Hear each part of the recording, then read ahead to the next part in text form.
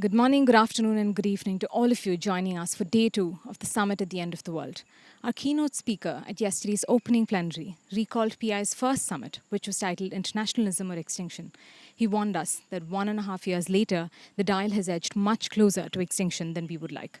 We should take his words seriously. The point of convening this summit is not only to understand the apocalyptic condition of the world around us, but in Marx's words, the point is to change it. And I'm so delighted that we have speakers engaged in progressive forces around the world who've come together for this summit this weekend to guide that project.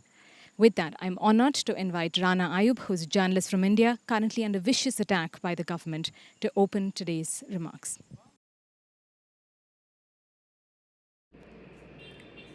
Hello everyone, thank you for giving me the honor and the space to be speaking at such a prestigious event.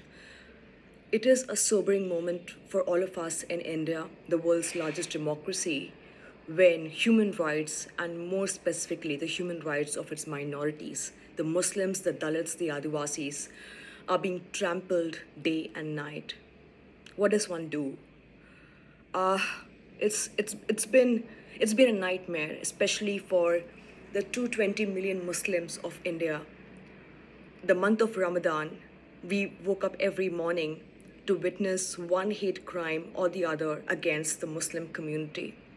And this is an everyday affair for us. Members of the ruling parliament of the ruling government have publicly given speeches saying that if you have Pakistan, why are Indian Muslims asking for equal rights in India? This is the country that Indian Muslims chose for themselves, a country where our forefathers fought for the independence. And we today are being asked to prove our patriotism day in, day out. I see a lot of Muslims carrying the national flag just to protect themselves and just to kind of prove time and again to this country that they are as patriotic to the nation that is very much theirs. I mean, I think it's a minority privilege. It is a minority privilege that Muslims in the country have to prove their patriotism time and again. Yesterday, on the occasion of Eid in India, as the country woke up to Eid prayers, there was again a flare-up, a communal flare-up in the state of Rajasthan. The same images, Hindu nationalists with saffron scarves and trishuls and swords, planting saffron flags on top of mosques. This is our life. You see, Muslim journalists accorded the privilege of being arrested under sedition laws for stories that they have not even reported, that they were on their way to report. I'm talking about journalist Siddique Kappan, who was arrested while he was on his way to report the gang rape of a lower caste girl in Uttar Pradesh. While I'm talking, I just got the list of the World Press Freedom Index, where India has slipped to the 150th position, as opposed to last year where it was 142nd. Prime Minister Narendra Modi, who was on a trip to the Europe, has specifically asked that no press conferences and no press briefings will take place, and it is the insistence of the Indian side that no questions will be taken by the press. In the world's largest democracy, the Prime Minister of India has not taken a single press conference in the last 8 years of his power. One of the reasons being that he does not take questions. The last time I think he was a part of an interview sometime probably in 2004 by journalist Karan Thapar, who asked him the question about the Gujarat genocide of 2002. Mr. Modi walked within 5 or 10 minutes of the interview. He walked out and he has never given an interview since. I understand why he must not give an interview. It must be tough to speak about your silence when Muslims are being murdered with impunity, when a hate speech is given against a Muslim minority, which leads to their murder. In 2002, I was just about 19 when I visited Gujarat as a relief worker. And what I saw there As a Muslim myself, I felt helpless, and which is probably one of the reasons I decided to be a journalist. There were women who were gang raped in relief camps. There were children with blank eyes who had lost their father or the relatives in front of them who were stabbed to death by rioters. And throughout the hate speech, the hate campaign, and the murder of Muslims in Gujarat, Mr. Modi remained silent, which is why somebody like me had to go undercover in the year 2010 with 8 cameras on my body to investigate Mr. Modi's complicity in not just the genocide of 2002, but the extrajudicial murder of Muslims in India in 2002. The Supreme Court of India, in an open court, called Narendra Modi a modern-day Nero who looked the other way as innocent women and children were being brutalized. That man is now the Prime Minister of India. And what is he doing? He's again being silent because his silence has always meant complicity. And he knows it too well. That is one of the reasons why he refuses to address the media, neither in India nor internationally. It does not help that the media in India has been complicit. I'm talking about the mainstream media, not the independent media that is taking great personal risks to speak about Mr. Modi's atrocities in India. I'm talking about the mainstream media in India whose only job has been to demonize and vilify the Muslim and Dalit and Adivasi minorities in India. It is nauseating, it is claustrophobic to be living the life of a minority. Indian Muslims are at the cusp of a genocide. I recently visited the United States and met State Department officials, and they said they were concerned about what's happening in India. Multiple reports, including the US Committee for International Religious Freedom, has expressed its concern about what's happening in India. Is that enough? No, it's not enough. The world needs to do more. This is the land of Gandhi, where Gandhi's assassin is being glorified by members of Mr. Narendra Modi's party. Nathuram Godse, the first terrorist of independent India, is now being labeled a hero by Hindu nationalists, the man who silenced the biggest freedom fighter of independent India. Where is Mr. Narendra Modi through all of this? One of the reasons I am being persecuted in India is because I have refused to be silent in the face of relentless intimidation by the Indian state. Money laundering cases, tax evasion cases against me, cases for communal disharmony, cases for my tweets, cases for my interviews on BBC. My bank accounts have been frozen. My family's life has been miserable. And yet I continue to speak because I do not have the luxury or privilege of staying silent. Because I have a public voice, and if I have a public voice, if I have a platform, then it is my added responsibility to speak up for human rights in India, to speak up against the persecution of minorities in India. And because I have been speaking, because I have been appearing before human rights committees of various governments, they are trying to silence me. I don't know how long will I get to speak. I know how long will I be free. But I know history will judge me kindly, because each one of us in this country at this point of time has to use their voice of privilege. It is ironic, isn't it, that while I'm talking, Narendra Modi is visiting Germany, and the German premier and the Indian premier are talking about human rights and trade. Mr. Modi must, while he's in Germany, try to understand what a genocide means. He must try to understand the history of Nazi Germany, because many in his own party are trying to repeat that experiment in India. How long before the world speaks up about what's happening in India? How long before the lynching of Muslims in broad daylight? How long before the lynching of Adivasis for allegedly murdering a cow? Human beings are massacred for allegedly slaughtering a cow.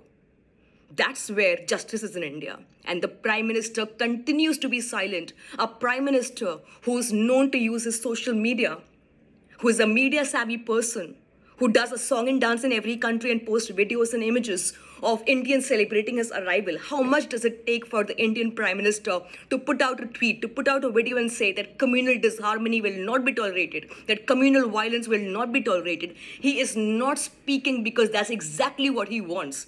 There are far-right leaders in India who are saying that loudspeakers should be banned in India for giving out the azan, or they will pray Hindu prayer. They will put out Hindu prayers in front of mosques.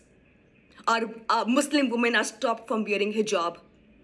They are being intimidated by Hindu nationalists who are wearing saffron scarves. They are censoring our dietary habits. They have banned beef. They have brought acts like the Citizenship Amendment Act. What does it do? It discriminates against the Muslim minorities in India. It provides citizenship to every minority except the Muslim minorities. How much more are we supposed to suffer? Now, the Prime Minister of India wants to bring in the Uniform Civil Code, which he says is for liberating Muslim women. Everything that is done in India, every reform that is being brought in India is for, of course, to liberate Muslim women. But Prime Minister Modi, where is justice for Muslim women who have been gang raped in your reign? Prime Minister Modi, where is justice for Muslims who have been lynched for allegedly consuming beef? I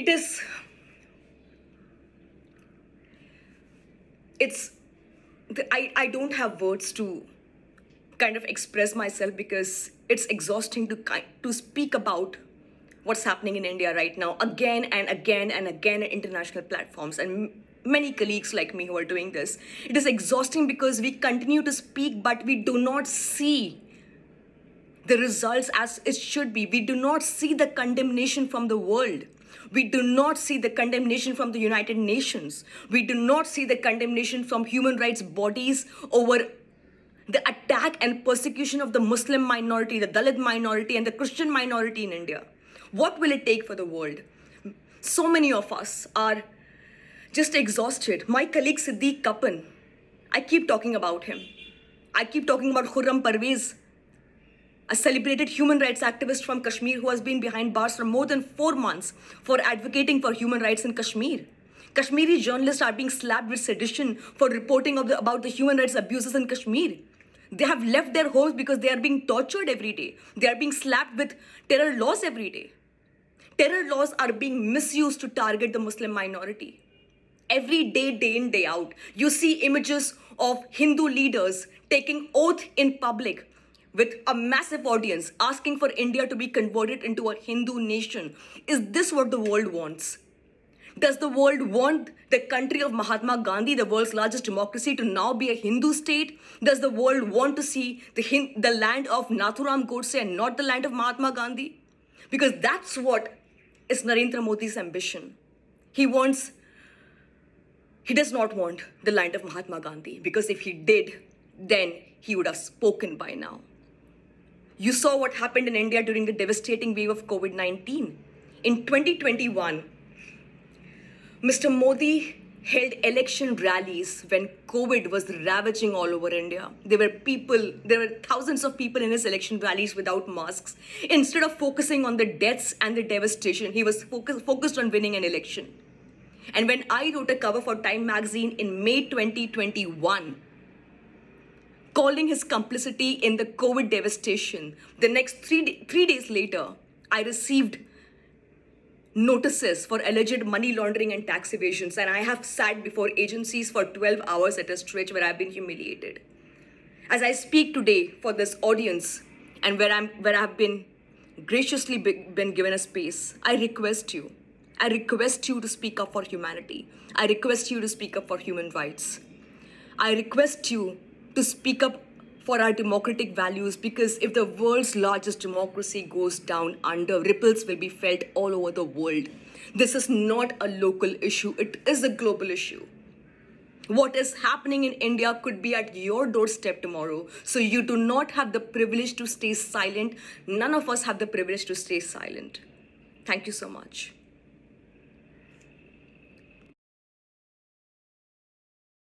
I'm very pleased to send greetings to the conference. I hope it's a great success. We're working in the northeast of England at the moment, in an area traditionally sustained by the industries of steel, shipbuilding, and most famously, coal mining. When they disappeared, the area was abandoned with the predictable consequences, disastrous consequences that follow.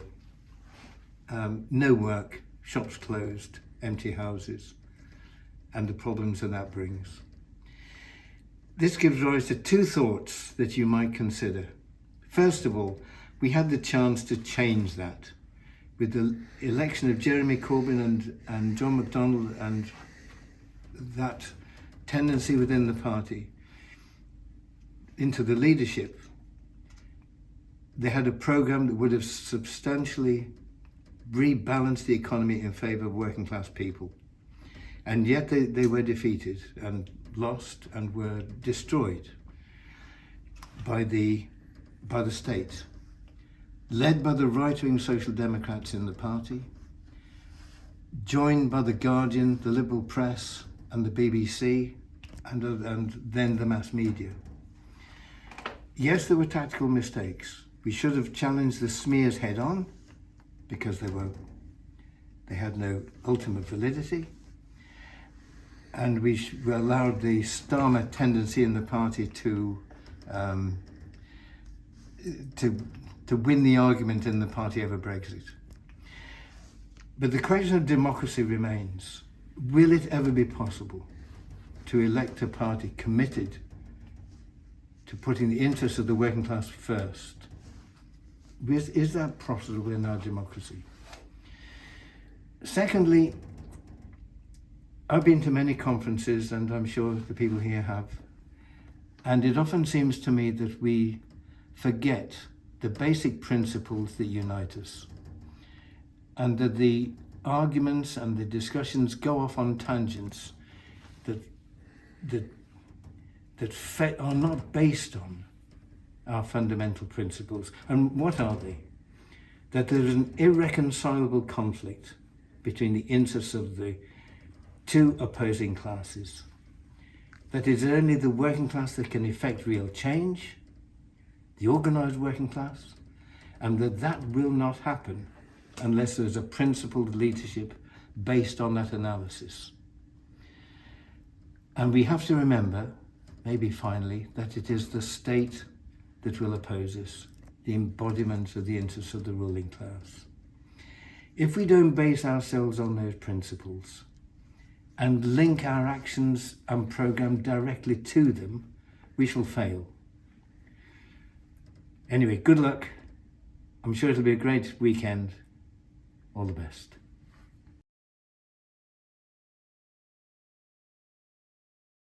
Dear friends of Progressive International, I would like to thank you for organizing this summit, and I look forward to meeting you in person. I would like to tell you about those riders who were the only ones on the street during the lockdown, delivering food, but who must queue at the soup kitchen because they don't have enough money to feed themselves. About the drivers who were promised the luxury and the freedom of being their own boss, but who are now in debt for a car and working more than 70 hours per week, who no longer have a family life and who struggle to pay off the debt. I would like to tell you about those workers who are said to be self-employed, but who have no possibility to set their own prices. Those workers without any rights.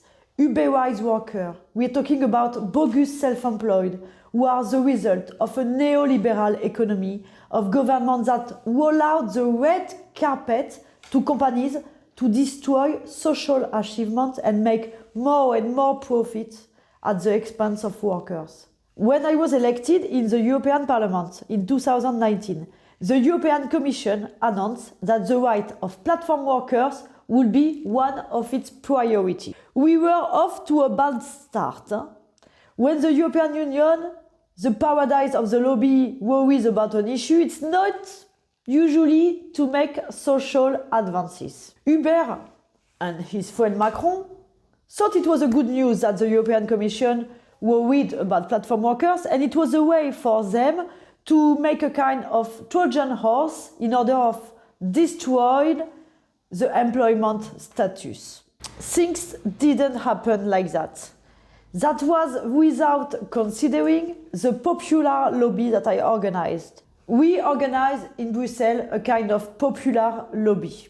During the two transnational forums of an alternative to Uberization, these atomized workers were able to meet in Brussels.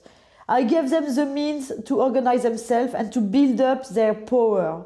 100 or so workers from 18 different countries in several different languages all told the same story.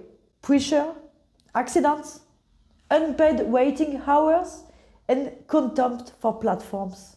They came with their delivery bags, with their jackets, into the parliament and were able to talk directly to the Commissioner for Employment and Social Affairs, Nicolas Schmit.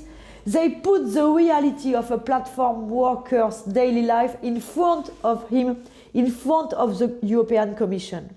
The Commission, which is more used to see lobbies and lobbies all day long, was forced this time to listen to the interest of the workers.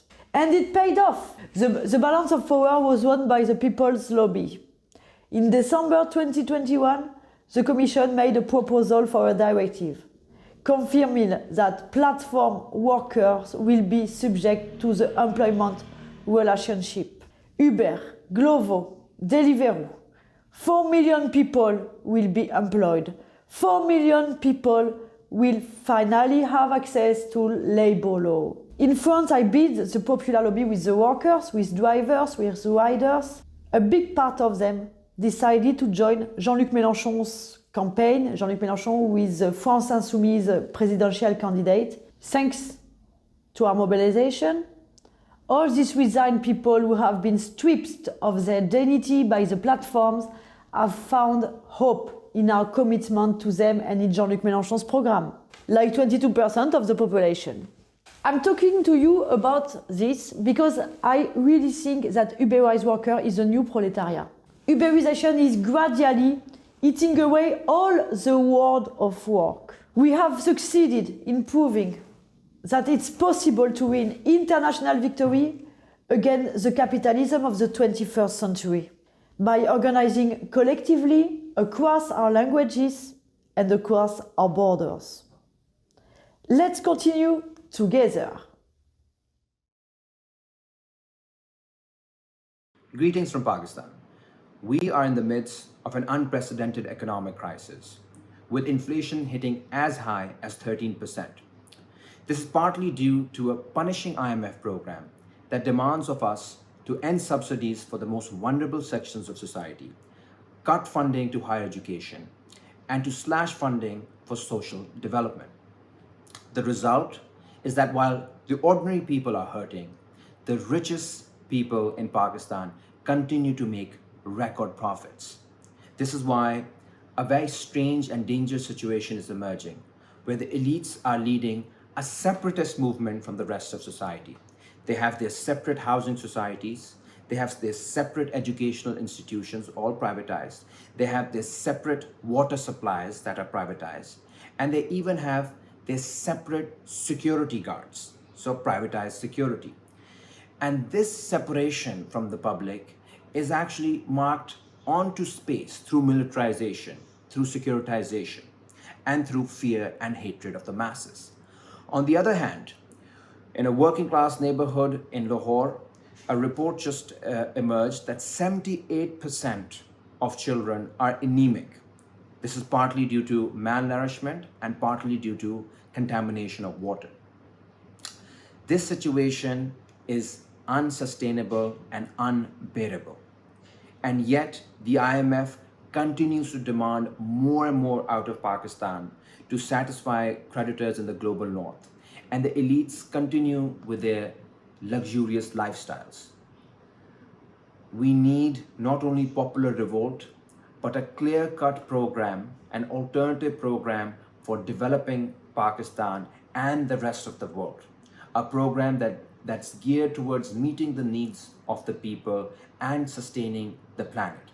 And for that to begin, I think we have to have a global debate on how debtor countries like Pakistan, like Argentina, like Sri Lanka can fight the powerful creditors in the global north and the financial institutions that support them, including the IMF and the World Bank. If we are unable to make this necessary change, if we are unable to present an alternative global vision for a more just world, this dystopic nightmare will continue. It is apartheid or internationalism.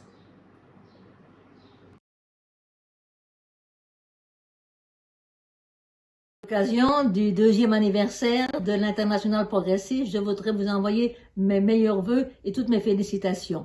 Dans la conjoncture où nous sommes actuellement, avec une série de crises, une crise sanitaire, économique, sociale, climatique et maintenant géopolitique, il est particulièrement important que les différentes forces progressistes au niveau mondial puissent établir des contacts pour échanger leurs expériences. Un autre point qui est important dans la situation actuelle, c'est la montée de l'autoritarisme dans de nombreux pays. Et il est aussi important justement qu'on puisse pouvoir s'unir pour voir comment on peut lutter contre cette montée de l'autoritarisme. Mais il y a un point sur lequel je crois qu'il est vraiment important d'insister, et à mon avis ça doit être au centre de l'activité des différentes forces progressistes, c'est la lutte contre le changement climatique. Parce que dans la situation dans laquelle on se trouve aujourd'hui, il faut comprendre que il est nécessaire, si vous voulez, de lutter à la fois pour articuler la lutte pour la démocratie contre l'autoritarisme avec la lutte pour l'habitabilité et la protection de la planète. Il est impossible, je dirais, de penser aujourd'hui à une défense une progression de la justice sociale sans mettre en question le modèle extractiviste et productiviste qui domine aujourd'hui. Parce que c'est ce modèle qui est à l'origine de toute une série d'effets destructifs qui se manifestent partout dans le monde, mais particulièrement, bien sûr, dans les pays pauvres et parmi les couches sociales les plus vulnérables. C'est pourquoi je crois qu'il faut penser à un projet qui articule vraiment les différentes luttes, qui unissent les différents affects, parce qu'il y a les groupes qui luttent justement pour dans ces différents domaines sont mus par des affects, ou bien des affects qu'on pourrait dire écologiques, ou des affects plus directement politiques. Et je crois que la question qu'on doit se poser, c'est comment est-ce qu'on peut articuler, unir ces affects. Moi, ce que je propose, c'est d'envisager la bifurcation écologique, qui est une bifurcation qui est absolument nécessaire pour sauver la planète en termes d'une révolution démocratique verte. C'est-à-dire voir ça comme un projet qui n'est pas uniquement un projet défensif ou un projet qui soit quelque chose qui ne permettent de simplement lutter contre l'autoritarisme. Et vraiment, je crois que ce qui est absolument central, c'est de pouvoir lier ce projet aux aspirations des gens, à leur motivation plus fondamentale, et le faire autour de l'idée que la bifurcation écologique va permettre une grande avancée de la démocratie. C'est, je crois, quelque chose qui peut créer la possibilité d'avoir un véritable mouvement populaire autour d'un tel enjeu. Donc, la révolution démocratique verte, à mon avis, doit être un thème central dans la lutte de tous les mouvements progressistes.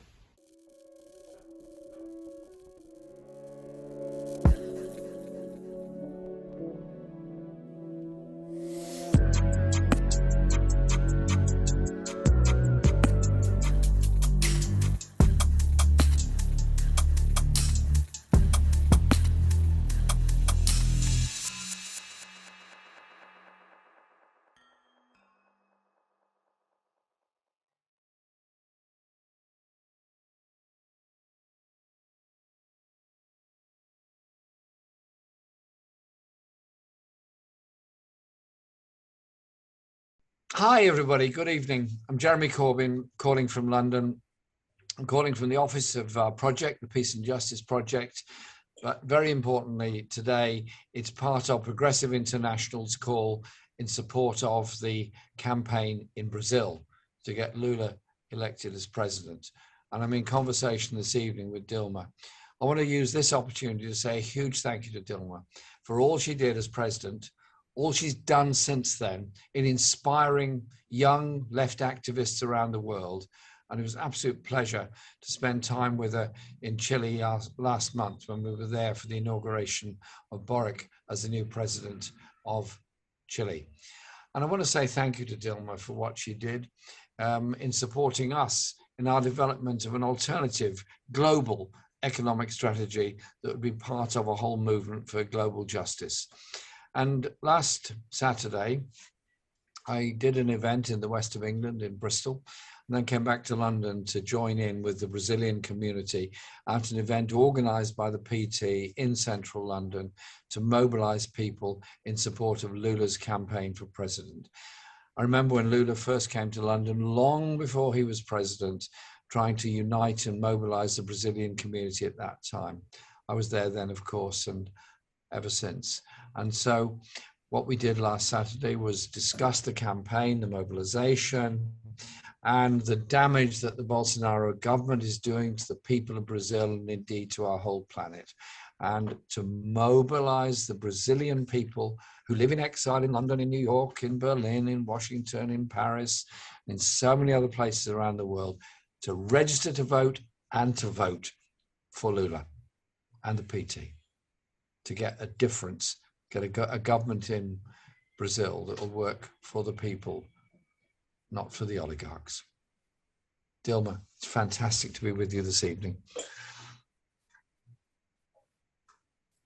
Olha, é para mim também uma honra participar dessa cúpula internacional progressista e estar aqui com um excelente amigo e um dos mais destacados e combativos líderes progressistas do mundo. Eu primeiro queria agradecer e falar da importância da solidariedade internacional em toda a luta de defesa da democracia no Brasil, que passou também pela denúncia do golpe de Estado de 2016 e pela prisão do nosso querido presidente Lula, que foi um elemento fundamental, junto com o golpe, para levar o Bolsonaro ao poder. E eu quero aqui reconhecer a solidariedade prestada por este líder do Partido Trabalhista Inglês, Jeremy Corbyn, que teve um papel central na solidariedade internacional, agora numa situação diferente, porque agora é perfeitamente reconhecido no mundo que cometeu-se uma injustiça com o presidente Lula. Naquele momento, foi preciso a sensibilidade política, a análise política bem sofisticada, feita pelo líder do Partido Trabalhista Inglês, Jeremy Corbyn, para que essa solidariedade ocorresse. E eu quero dizer para vocês, dar o testemunho aqui da importância da solidariedade internacional na nossa luta no Brasil. Muito do que conquistamos e que hoje podemos estar em condições de disputar a eleição presidencial, sendo, mais uma vez, o partido que tem o líder, o presidente Lula, como o mais combativo e competitivo, né, liderança política brasileira para esse pleito de outubro de 2022, que nós queremos que seja um sucesso. Então, eu agradeço a solidariedade anterior e a solidariedade presente. Por quê? Porque vai ser muito importante. Nós vivemos sob ameaça de golpe. Então, a solidariedade da internacional progressista é algo estratégico, a solidariedade de todos os companheiros que vivem no exterior, dos partidos progressistas. E eu destaco aqui, mais uma vez, a importância da solidariedade do Partido Trabalhista Inglês, a solidariedade de Jeremy Corbyn.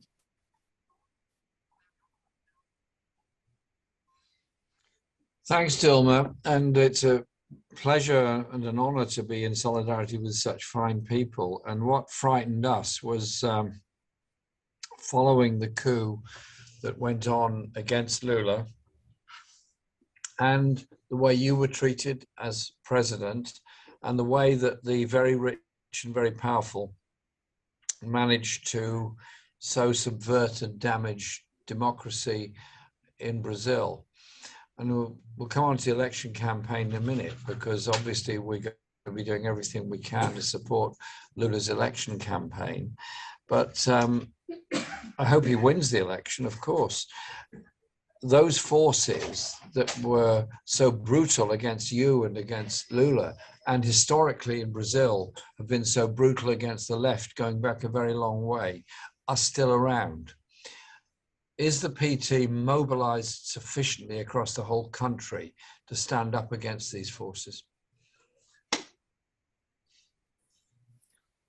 Olha, eu queria te dizer primeiro o seguinte: o grande problema do Bolsonaro é que no Brasil foi necessário que houvesse um golpe de Estado contra mim, ou seja, eu fui destituída da presidência sem ter cometido crime através de um golpe político.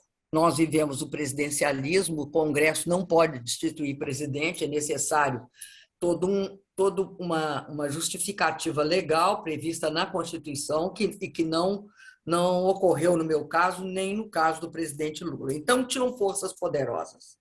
Que forças são essas? Basicamente, o que queria se implantar no Brasil, que vivia um processo de aumento bastante significativo de duas coisas. Primeiro, um avanço bastante grande do desenvolvimento econômico junto com uma grande distribuição de renda. Então, o Brasil vivia um momento especial e um grande aprofundamento democrático. No Brasil, há uma tolerância muito pequena para a redução da desigualdade. A tolerância que nos países desenvolvidos é muito maior, ou seja, é necessário grandes variações na distribuição de renda e de riqueza num país desenvolvido para a oligarquia local se sentir atingida. No Brasil, é estreita a margem. Nós tínhamos conquistado grandes avanços. Nós tínhamos, de fato, tirado da pobreza mais de 36 milhões de pessoas, elevado a classe média em torno de mais de 42 milhões. E tínhamos reduzido uma das coisas mais importantes. O Brasil tinha saído do mapa da fome. Tudo isso aconteceu. Isso significava, né, que no orçamento do Estado brasileiro, os pobres contavam. E houve, para que isso não continuasse, né, que não continuasse essa maior distribuição de riqueza para os pobres, junto com o fato que o Brasil tinha assumido uma atitude extremamente altiva e ativa e, ao mesmo tempo, soberana em política externa, né? Nós estávamos presentes, éramos a 6ª economia do mundo, estávamos presentes do G20, tínhamos toda uma política externa relativa aos BRICS, Brasil, Rússia, Índia, China e África do Sul, dávamos grande importância para a Europa, para a América Latina e para a África. Tudo isso numa visão multipolar. Então, no Brasil, nós tínhamos evitado que se implantasse o modelo neoliberal de redução do Estado, né, de privatização das nossas grandes empresas, principalmente a empresa de petróleo, que era a 10ª empresa do mundo. Enfim, o Brasil tinha conquistado um patamar. E este patamar que ele havia conquistado não estava enquadrado no modelo neoliberal. Então, para se adotar o modelo neoliberal, no Brasil e na América Latina é necessário golpes de Estado. E nós tivemos um golpe em 2016, que não é um golpe clássico, né? Ele não usa tanque na rua, enfim, não prende as pessoas. Mas ele utiliza a legislação de uma forma distorcida, a ponto de prender o Lula para, em 2018, 2 anos após da minha destituição, ele não ser eleito presidente da República, porque ia ser. Aí você me pergunta, o que mudou? Mudou o seguinte: primeiro, o Brasil hoje vive uma catástrofe. E não é uma catástrofe só porque nós, com 2,8% da população mundial, tivemos 10% dos mortos. Não é só por isso. Ou seja, não é uma catástrofe sanitária por conta do Covid apenas, mas é uma catástrofe de outro ponto de vista também. O Brasil voltou para aquilo que ele tinha superado, a fome. Nós, em 2014, saímos de uma coisa que a ONU faz, que chama Mapa da Fome. Nós fomos um dos 3 países que, naquele ano, 2014, saiu do Mapa da Fome. Hoje, para vocês terem uma ideia, nós voltamos para o Mapa da Fome da ONU. Então, hoje o Brasil que tem 200, vamos arredondar, 212 milhões de pessoas, tem 116 milhões que passam fome. Mas não passam, vou dizer de outra forma, você tem 117 milhões que têm alguma insegurança alimentar. Esses que têm insegurança alimentar, nem todos passam fome. 19 milhões passam fome literalmente. Os outros 116, a diferença para 116 milhões, tem alguma deficiência alimentar. Ou não tem as 3 refeições, ou não tem a quantidade de proteína necessária. Então, nós voltamos para uma situação de catástrofe. Temos 27 milhões de subempregados, 12 milhões de desempregados. E, portanto, nós temos uma situação em que nós voltamos de forma acelerada para o passado. E, além disso, né, há hoje uma taxa de inflação que é das maiores do mundo. Né? Nós temos, então, uma situação de crise econômica profunda. Mas não é uma crise econômica pura e simples, é uma crise social. No entanto, nós temos um governo que tem um componente neofascista. Ele é fascistizante, ele não é literalmente um governo fascista. Ele incentiva o ódio, ele apoia-se, ele defende, né, milícias, ele instila o ódio e ele combate as instituições. Como é que ele combate as instituições? Por exemplo, o Supremo Tribunal Federal. O presidente da República ataca sistematicamente os juízes da Suprema Corte Brasileira. Desrespeita os juízes e, mais, utiliza um pouco uma espécie de imitação do Trump e ameaça com uma reação similar àquela realizada pelos adeptos, né, do presidente Trump, de questionar o resultado da eleição. Então, você tem, de fato, um quadro no Brasil que há uma resistência. O que nós estamos fazendo para evitar isso?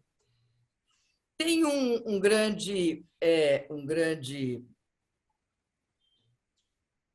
pensador brasileiro, é um grande educador, basicamente, que dizia o seguinte, que você precisa se aliar aos divergentes para combater os antagônicos.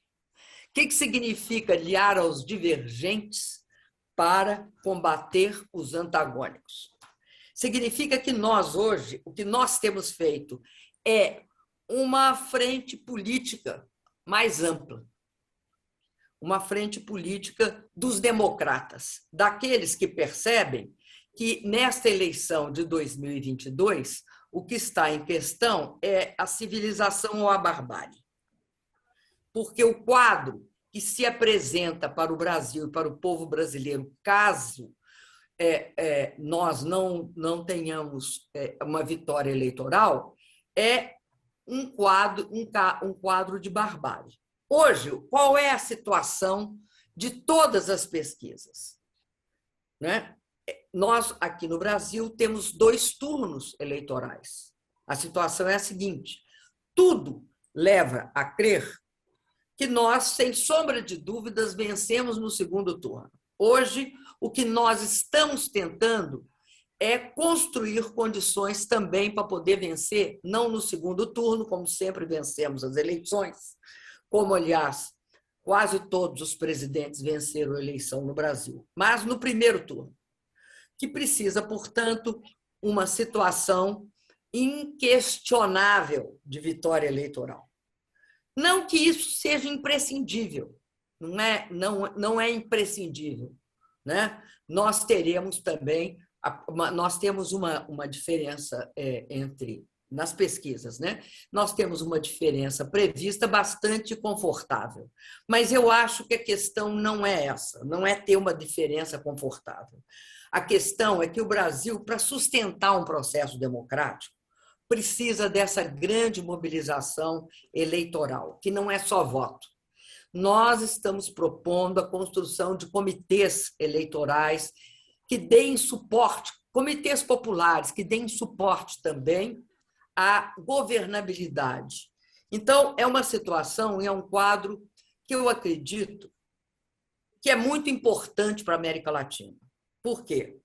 Porque nos últimos anos na América Latina nós vimos a volta de uma onda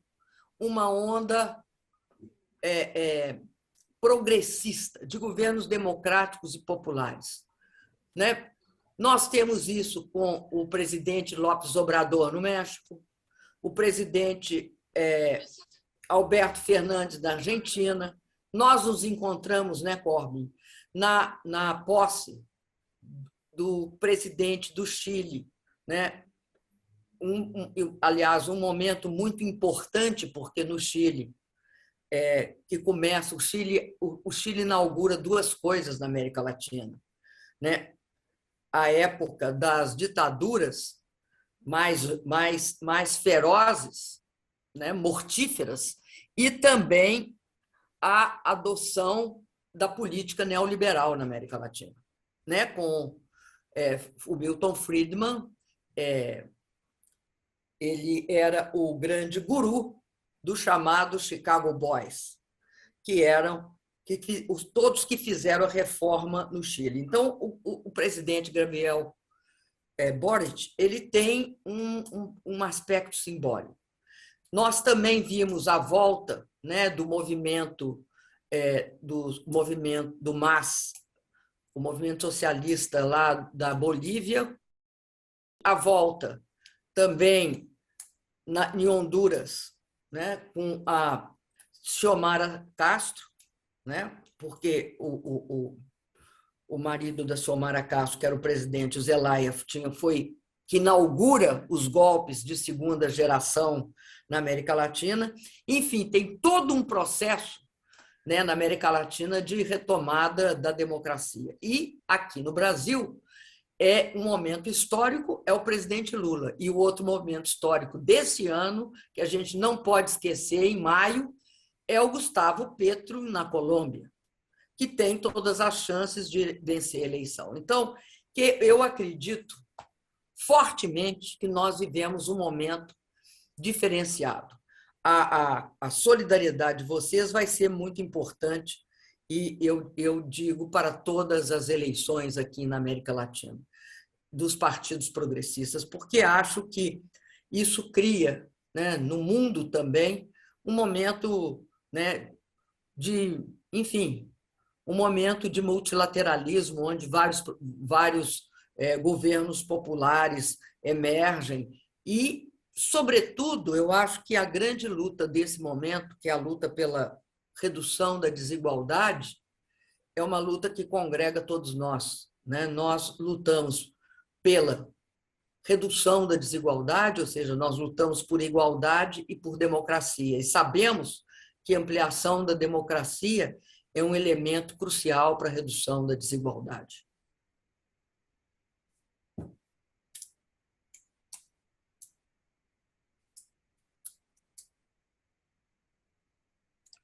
I'm full of admiration for yourself and the PT in Brazil. And I can remember going back many years when I went to Brazil in the 1990s.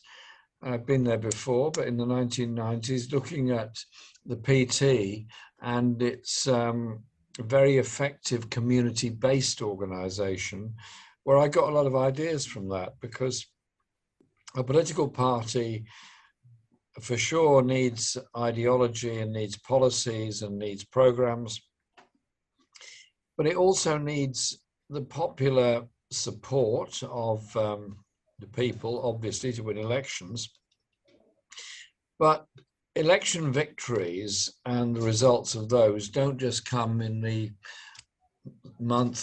3 months of the campaign.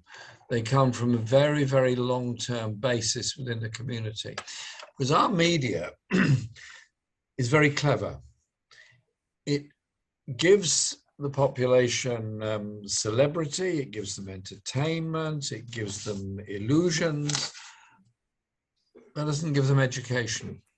It doesn't empower people about the changes in their own lives. And so going back to the struggles of the local communities in Brazil against poverty, against discrimination, and mobilizing communities to bring about change. And that's where I think the political model of the PT, of the Workers' Party of Brazil, is so important and so different to so many other political parties that present themselves as transactional. You vote for us to go into government, you give us your vote, we'll give you this. No. When we go into government, it should be we who are going into government, not I, not you, we going into government. So I have so much admiration for the way the PT have achieved that. Now, when the campaign is underway now, are the results of all those campaigns of the landless people, of the homeless, of the poor, as well as those that are organized in trade unions, that all needs to come together.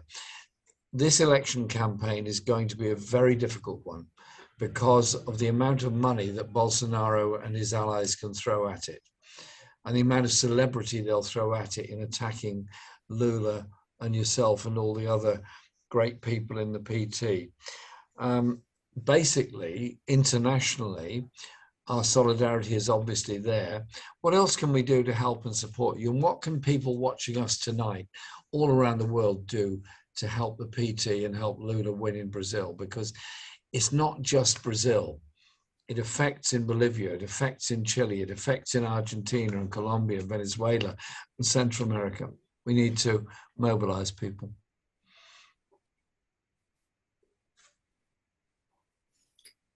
Olha, eu considero, Coll, que uma das coisas mais importantes que você falou é algo que nós temos sempre no PT, de voltar a essa raiz. Qual é a raiz? Nós sabemos que a nossa força vem do que nós chamamos, vem das ruas, dos setores organizados. E eu acredito que uma das coisas importantes que na organização popular ocorre é porque compreender a organização como a capacidade dos movimentos populares, dos setores marginalizados da sociedade, de terem estratégia. Eu acho que organizar-se é ter estratégia. Estratégia, o que nós queremos para uma sociedade, o que nós queremos dessa sociedade. Então, organizar é sempre uma forma de preparar para agir, para ter ação sobre um ambiente político determinado. Acredito que a força da solidariedade é justamente algo que você falou. A mídia ela é muito hábil. E no Brasil a gente sabe que nós tivemos uma grande contribuição da solidariedade internacional, porque através da solidariedade internacional nós rompemos alguns bloqueios que a mídia tradicional faz. E que também aqui, como no resto do mundo, hoje você tem uma indústria, que é a indústria da chamada fake news, né? A criação de versões falsas a respeito da realidade, né? A criação de versões que, em todas as nossas campanhas eleitorais, em todos os nossos governos, em todas as nossas ações de organização, sempre construíram contra nós, que são acusações falsas e também um bloqueio da mídia. Então, a solidariedade internacional ela tem esse papel no mundo em que você tem as redes sociais dominando, o que vocês colocam na rede, todo mundo vê. O que nós colocamos na rede, todo mundo vê também. Mas o potencial, é interessante isso, né? Muitas vezes, como é que nós contornávamos o bloqueio? Aparecia na mídia internacional e era dado no Brasil. Então, tem esse aspecto da divulgação de informações. Segundo, como tem um momento crítico, nós todos estamos avaliando que há um momento crítico, que é a discussão sobre as urnas eletrônicas no Brasil. Como é que o Bolsonaro está tentando repetir o Trump? Ele está questionando se as urnas são confiáveis. Ora, desde quando nós voltamos a votar, né, desde o fim da ditadura militar, né, durante todo o processo democrático no Brasil, né, você pode colocar um marco no processo democrático no Brasil, o ano de 80. De lá para cá, nunca se deixou de utilizar as urnas eletrônicas para votar. Então, levantar o questionamento sobre as urnas eletrônicas é tentar questionar o resultado eleitoral. E esse é o método, o questionamento do resultado eleitoral é um método que foi usado nos Estados Unidos e que está sendo reproduzido aqui. Aliás, o presidente Bolsonaro é um inequívoco seguidor do presidente Trump, para quem ele bateu continência várias vezes até. Então, há também da parte a importância do acompanhamento da eleição, de todos os momentos críticos da eleição por vocês. Eu acho que isso é um momento importante, até a eventual presença de vocês aqui durante o processo eleitoral como um testemunho, né, da idoneidade do processo. Aqui no Brasil nunca se questionou a idoneidade de processo eleitoral, né? Em todos os últimos anos, até que no meu governo, quando foi na minha segunda eleição, né, o adversário comigo no processo eleitoral que perdeu a eleição começou a pedir recontagem. Foi feita a recontagem e ficou claro que ele tinha perdido. Posteriormente, ele disse que tinha feito isso para criar confusão. Ele disse isso, foi gravado e divulgado pela própria imprensa que ele teria dito isso. Então, questionar resultado de eleição no Brasil é, sem sombra de dúvida, um viés, para dizer o mínimo, né? É um posicionamento, né, bastante golpista. E é isso que eu acho que a gente corre o risco aqui no Brasil. Eu tenho uma visão bastante crítica a respeito dos processos que nos levaram a sair da ditadura para a democracia. E um outro problema que o Brasil tem é uma interpretação ultrapassada de algo que existiu. O Brasil, eu não sei se você sabe, mas o Brasil teve um momento determinado que foi um império. O Napoleão obriga o rei de Portugal a sair de Portugal, e o rei de Portugal vem exercer seu reinado no Brasil. Então, o Brasil era uma colônia que era, ao mesmo tempo, uma colônia e um espaço de governo de uma das coroas europeias. E nós tivemos, por causa disso, um imperador, que foi o filho deste rei, o primeiro imperador, e depois tivemos um segundo imperador. Desde o Segundo Império, há um processo no Brasil que a gente tem de cuidar que a tutela militar, a tutela pelos governos, a partir do fim do Segundo Império, você tem uma tutela militar dos diferentes governos do Brasil. E o que aconteceu com o Bolsonaro é que ele fez uma aliança com segmentos militares. Não é com as Forças Armadas como um todo, é com partes. E ele vem usando isso como uma forma também de pressão sobre a sociedade e sobre o parlamento e sobre o Supremo. Agora, o problema é que o Brasil tende a aprofundar suas estruturas democráticas.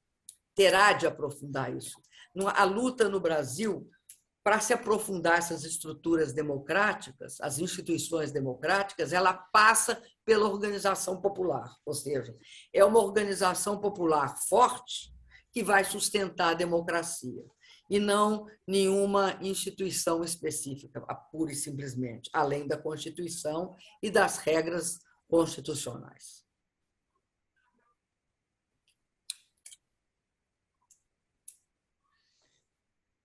I think that the role of the media in disempowering people is a huge one, because we live in a very strange time in that it's never been easier for anyone to communicate with anybody else around the world. I mean, we're having a normal conversation and you're thousands and thousands of kilometers away in a different time zone, and it feels like you're in the next room. And we can go onto our mobile phones at any time. I can sort of pick up this phone, press a few buttons, and I can find out all kinds of obscure, hitherto to me unknown facts all around the world. So we've got that access to information, which was no other generation ever had. And yet, at the same time, we have a less aware and less informed public in many ways, because of this sort of avalanche of information, gossip, etc., and the promotion of celebrity over principle in politics. And I sort of watch with some alarm the way in which the world's media companies can control the thought process through the use of algorithms in election campaigns, through the promotion of individuals, and by the way in which they systematically abuse individuals. The lies that were said about Lula, the lies that were said about you by very powerful media forces, and the way in which those lies end up sticking with people. And so it is about how we, as decent socialists around the world, ensure we can communicate with each other and can get some kind of simple message out. And that's why I think it's how we organize in our communities that is very, very important. One of the greatest victories in the past few years has been the Indian farmers movement in India against the globalization of their agriculture, against the destruction of their way of life and their living standards, they did it by actually very traditional methods. They went to New Delhi and occupied New Delhi. They promoted support all around India and neighboring countries. And the world's biggest ever strike took place in their support, 250 million people on strike at the same time. And they won. But at a crucial time, and they've been relying very heavily on social media to get their message across, the social media platforms were completely closed down to them. No access to any kind of internet, social media, anything else. Yet they still managed to mobilize people. And so I just think we need to recognize that we need to develop our own forms of communication and our own media message. Because in Brazil, you won and Lula won by the strength of your organization on the ground amongst the very poorest people in Brazil who could see in the program the PT were putting forward some degree of hope. And so my hope is obviously that Lula wins the election and becomes the president once again. But it's also that the people are so well and strongly mobilized that if there is another legal coup taken against Lula, as was done against you, as was done against Evo, and as no doubt will be tried in other places, we're all strong enough and wise enough to mobilize very rapidly internationally in support of each other, because it's that kind of popular movement that will bring about change. Young people around the world are very stressed by poverty, stressed by environmental problems and disasters, and stressed by debt of going into college or university if that's what they've managed to do. So young people hopefully will turn to socialism, socialist ideas, the universal provision of health, of education, and the way in which we can challenge the environmental problems that we all face by producing an economy that provides for need, not for greed. But it's not a given. It's not an automatic thing that happens. It does require political education. And that is where I think the international solidarity and international process of education is so very important. And so I'd love to hear how the PT have managed to mobilize so many people. And then in our discussion, we need to look at the practicals of how all of us around the world who desperately want the PT and Lula to be elected can help you get elected.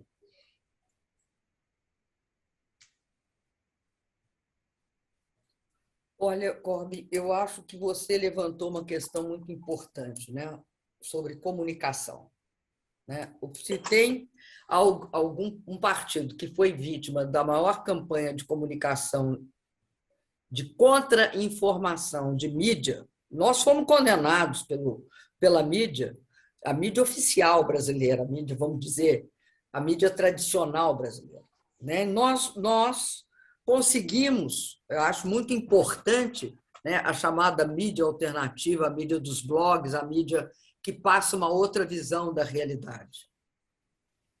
E quero te dizer uma coisa, eu acredito que nós temos todos um problema fundamental, que é um problema de valores, né? Nós não podemos só falar do básico para uma vida digna, e acho que nós temos de falar todo dia sobre o básico de uma vida digna. O que é o básico? É trabalho decente, e não um trabalho precário ou intermitente. Trabalho decente, aí tem todo um problema também ligado à revolução, quarta revolução tecnológica industrial, né? O trabalho de plataforma e toda a questão do trabalho que a quarta revolução vai colocar na pauta e que é importantíssimo o papel do Estado, que foi uma das instâncias completamente demonizada pelo neoliberalismo. É importante o papel do Estado para discutir o que é o trabalho decente e como agir em relação ao trabalho decente. A outra questão é a educação de qualidade, que também diz respeito ao fato de que quem for mero consumidor na quarta revolução tecnológica industrial foi mero consumidor dos algoritmos, das plataformas, ou seja,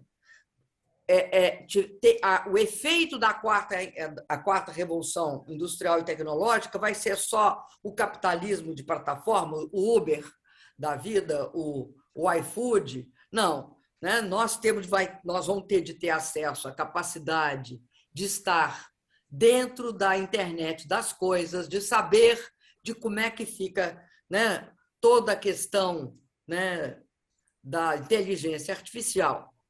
Tudo isso implica numa discussão, né, sobre a educação também, o trabalho e a educação. E a terceira coisa imprescindível é uma aposentadoria digna para as pessoas. Essas três coisas são o mínimo de uma vida digna. Acontece que aqui no Brasil, eu acho que nós estamos vivendo um momento muito especial, que é o seguinte: a ultradireita, ela ataca de uma forma muito, muito específica, muito ávida, a cultura. E a cultura é algo fundamental para qualquer nação. A cultura é, de fato, o que te permite ser capaz de viver, refletir sobre sua vida, se projetar no mundo, compartilhar e ter valores. Os seus valores, os valores de um país, de uma nação, eles estão expressos na cultura. E um mundo com uma cultura hiper, né, individualista e egocêntrica, não cooperativa, e muito pouco integrada. Por exemplo, o Brasil, isso é crucial para o jovem ter um caminho. E aqui nós temos um problema ainda muito grave. Aqui nós temos 350 anos de escravidão. Você imagina um país que tem 350 anos de escravidão nas costas, que tem uma juventude negra que morre sistematicamente porque a violência contra o escravo está emprenhada na ideologia neofascista no Brasil. A ideologia neofascista no Brasil, como o neofascismo no Brasil, toda a linhagem de ditadura, integralismo, que é a versão fascista brasileira, chamava integralismo. Então, ditadura, integralismo, violência policial, tudo isso tem uma origem muito mais clara. Que está onde essa origem? Está na questão do escravo coisificado. O escravo para quem a violência era uma forma de reduzi-lo à escravidão. Então, ela tinha de ser exercida sistematicamente. E você imagina que, por isso, esta é a única explicação também para o fato que aqui foi diferente nos Estados Unidos. Nos Estados Unidos, você teve grandes regiões do país que não tinham escravidão. Né? O norte, em relação ao sul, a faixa de transição do meio dos Estados Unidos. Aqui no Brasil, nós tivemos escravidão do norte ao sul, do leste ao oeste. todas as classes dominantes brasileiras têm lá sua origem. E, portanto, há uma visão da oligarquia brasileira sobre seu próprio povo, que é uma visão de redução desse próprio povo. Daí porque é muito importante saber que o Brasil é o primeiro país negro fora da África. Se você não contar a Nigéria, a maior população de pretos e pardos, ela está aqui no Brasil. Este é um país que tem, na sua desigualdade social, um componente triplo. Tem a questão da diferença social, ou seja, do acesso à renda e à riqueza. Tem uma questão ligada à etnia, à pele. E esta questão está ligada, sobretudo, à escravidão, mas também tem seu eco com os indígenas. E uma terceira questão que tem em todos os países, que é uma questão fundamental, que é de gênero. Aqui a pobreza e a miséria também tem a cara das mulheres, é feminina. Se você for olhar, quem é que ganha menos no Brasil? Mulher. De que cor? Negra. De que etnia? Indígena. Então, aqui, além disso, você tem uma estrutura de desigualdade que ela tem a ver, né? Que está nela todo o traço do que foi o Brasil. E aí, tratar da questão cultural também é uma forma de exercer outros padrões. Não é que vai ter uma cultura negra e uma branca, não. Tem uma cultura brasileira. E essa cultura brasileira, ela tem de contemplar o jovem. Ela tem de olhar para o jovem no Brasil. Porque ela vai ser um elemento, a cultura é um elemento fundamental de organização do jovem, de expressão do jovem, de manifestação do jovem. E um dos mais fortes instrumentos. Por isso é que eu acho que a comunicação é uma coisa, né, é uma coisa que vai além das mídias sociais, né? Ela interfere. No Brasil, é visível que um certo tipo de atividade cultural comunica muito, ou seja, tem um poder disruptivo muito grande. É interessante que sempre, em todas as circunstâncias, e olha que eu vivi suficiente, eu vivi a ditadura, né? Eu fui presa na ditadura. Você sabe onde muitas vezes se expressou a oposição à ditadura? Nos grandes desfiles de escola de samba. Isso recentemente também ocorreu no Brasil. Então, hoje, eu queria te falar o seguinte: muitos shows de muitos artistas, né, cantam o Lula lá e o Fora Bolsonaro. É um espaço de expressão política. Yeah. I love that. And we were singing exactly that on Saturday night in London. And we will. The first time I went to Brazil was in the 1960s. And I was obviously very young. I was 18, 19, that sort of age. And I traveled all over by bus mostly, and hitchhiking and walking and so on. And I was amazed, bowled over, intrigued and frightened all at the same time of a lot of the stuff that I saw. The obvious appalling levels of poverty, particularly of children, and the hunger of children. I've never forgotten being in a very cheap cafe in Belém, and I'd bought my dinner and was sitting at a table eating it. And then as I'm eating, this little hand comes over the edge of the table. And it was a child who was hiding under the table, who was trying to reach to get the food off my plate. And this poor little boy was trying to basically eat my dinner because he was so hungry. And then I looked under the table and saw him there, and he was just frightened. So obviously I gave him the dinner, and he ate it, said thank you, and ran off. And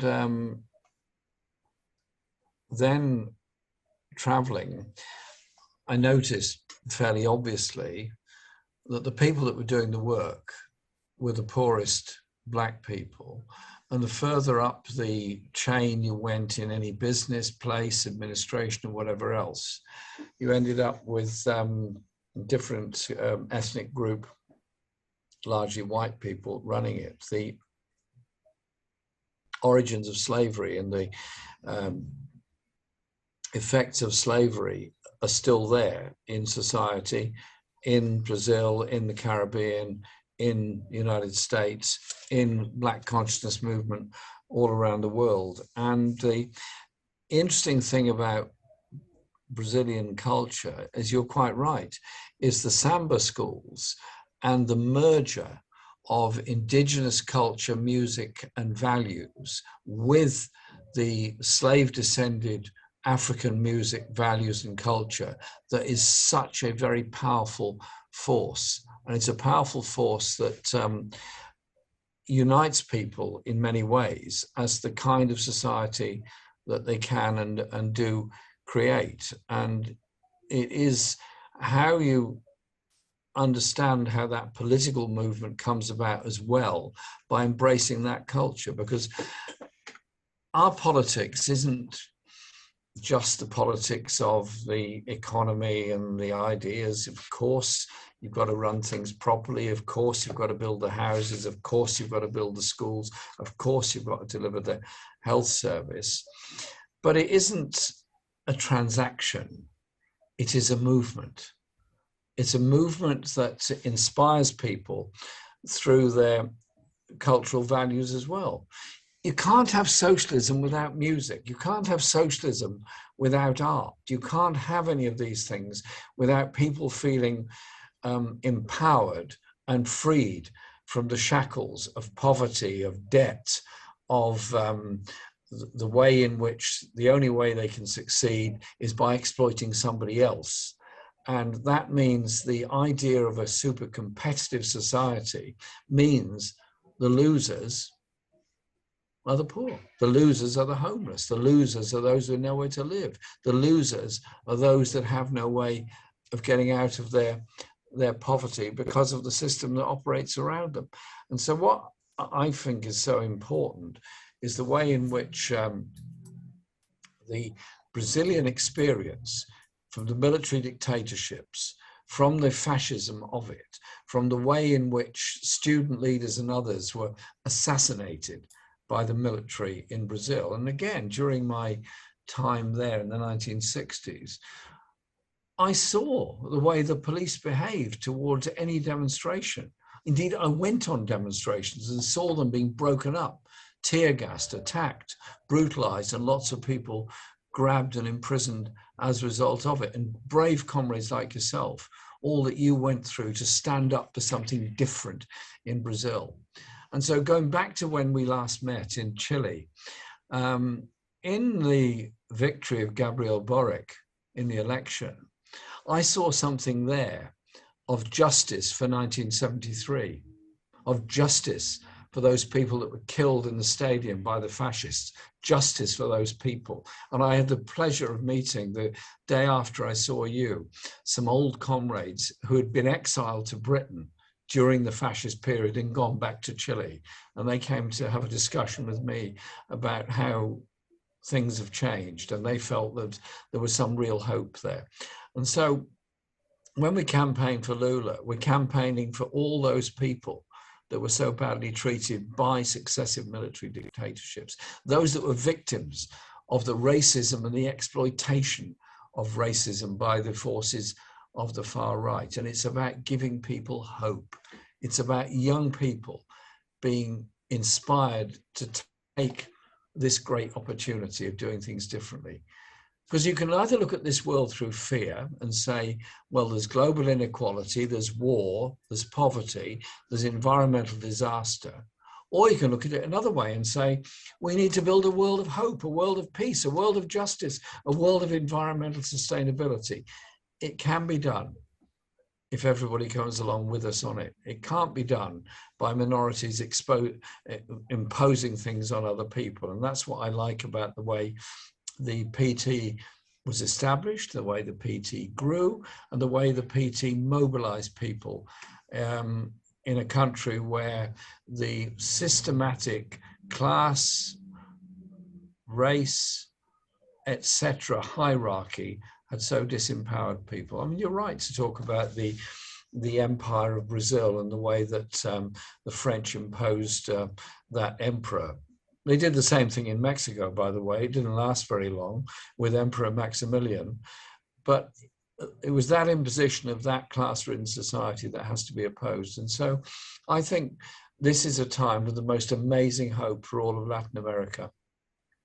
Eduardo Galeano, in his wonderful book, The Open Veins of Latin America, have taught us a lot about the need to understand the history of the continent, and we need to popularize that history and popularize it in our demonstrations and give people that hope that can win.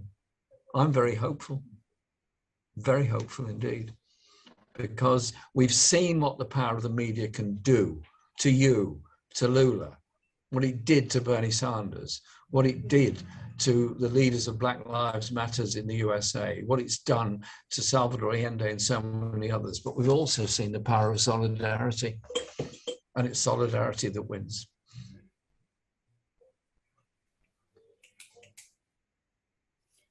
É verdade, você tem toda a razão. E sabe, Corbin, eu tenho certeza que é possível ser diferente. É interessante porque e tem algumas coisas que dá muito, é muito prazeroso ver. Todo o combate à miséria e à pobreza no Brasil, a gente sabia que a gente até tinha uma frase que era: o fim da miséria é só o começo. Por que eu falo isso? Porque quando a gente consegue um certo grau de redução da desigualdade, essa redução ela é muito importante porque ela impacta a vida em múltiplas dimensões. E uma das mais importantes que eu percebi é que, no Brasil, por exemplo, não é possível fazer política social sem focar nas mulheres. Aqui há um papel muito importante da mulher, primeiro porque você tem muitos grupos em muitos grupos sociais, a mulher é o chefe de família, é ela sozinha. Quase 25% das famílias brasileiras.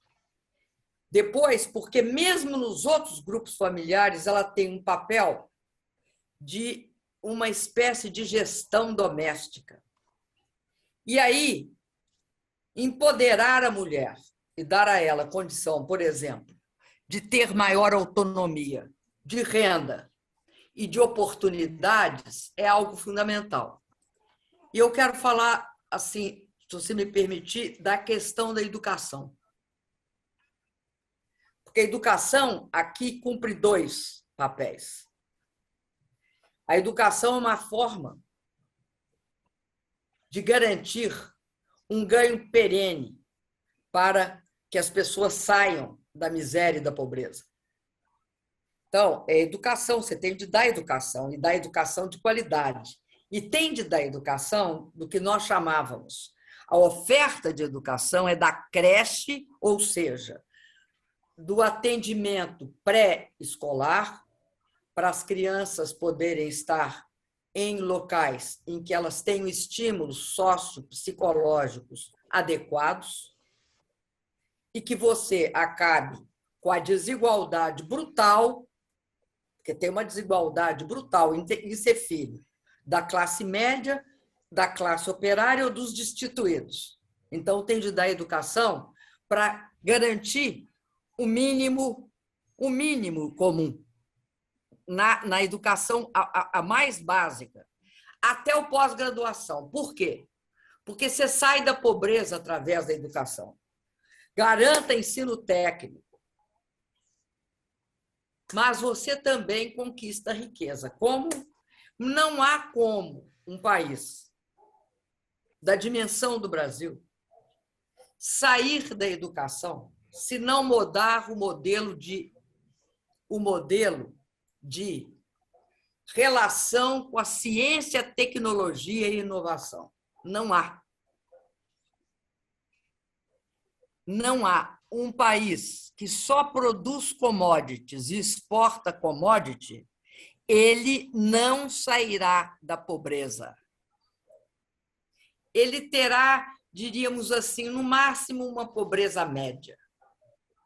Um país como o Brasil, ele tem de ter acesso à indústria a indústria da quarta revolução industrial. Ele tem de fazer inteligência artificial. Se ele não fizer, ele não conquista a luta contra a desigualdade. Então, educação para formar cientista, educação para formar tecnólogo.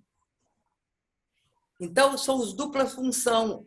Ela te tira da riqueza, ela, aliás, te tira da pobreza, e é a única que permite que você não seja um país de renda média só, que você conquiste um nível mínimo de capacidade de transformação. E eu acho que essa é uma questão muito forte, porque aqui nós precisamos disso. Aqui, sem isso. E por isso, o que a gente fez? Tanto no meu governo como no do Lula. Como nós tínhamos descoberto o pré-sal, que era uma quantidade brutal de petróleo, na camada abaixo do sal, em alta profundidade, que hoje isso dá à Petrobras uma receita monstruosa, a gente tinha destinado esta receita para ser usada em educação e saúde pública. A descoberta na Nova Zelândia, não, meu Deus do céu, na Finlândia, não foi na Finlândia, na Noruega. A descoberta na Noruega do petróleo, ela permitiu a Noruega também usar para criar um fundo de aposentadoria. Nós íamos criar um fundo para a educação, basicamente. Eles mudaram isso. Então, eu acredito que um elemento fundamental no Brasil vai ser a educação. E acho que o Lula, nesse aspecto, ele não é uma promessa. O problema para eles é que o Lula não é uma promessa vaga.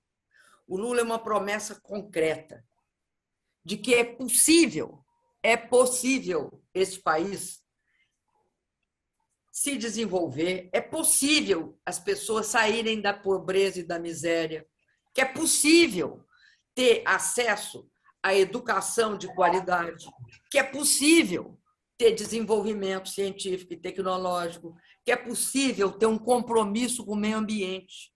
Porque nos nossos governos, nós tivemos a menor taxa de desmatamento do mundo.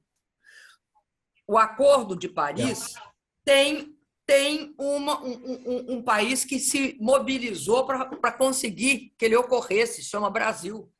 Se hoje o presidente da República, Jair Bolsonaro, é uma pessoa que destrói a Amazônia, nós nunca, o governo do presidente Lula e o meu foram o governo que teve a política de redução de gás de efeito estufa mais consequente internacionalmente. Então, eu te digo o seguinte, eu acho que o Lula ele apresenta uma posição de esperança.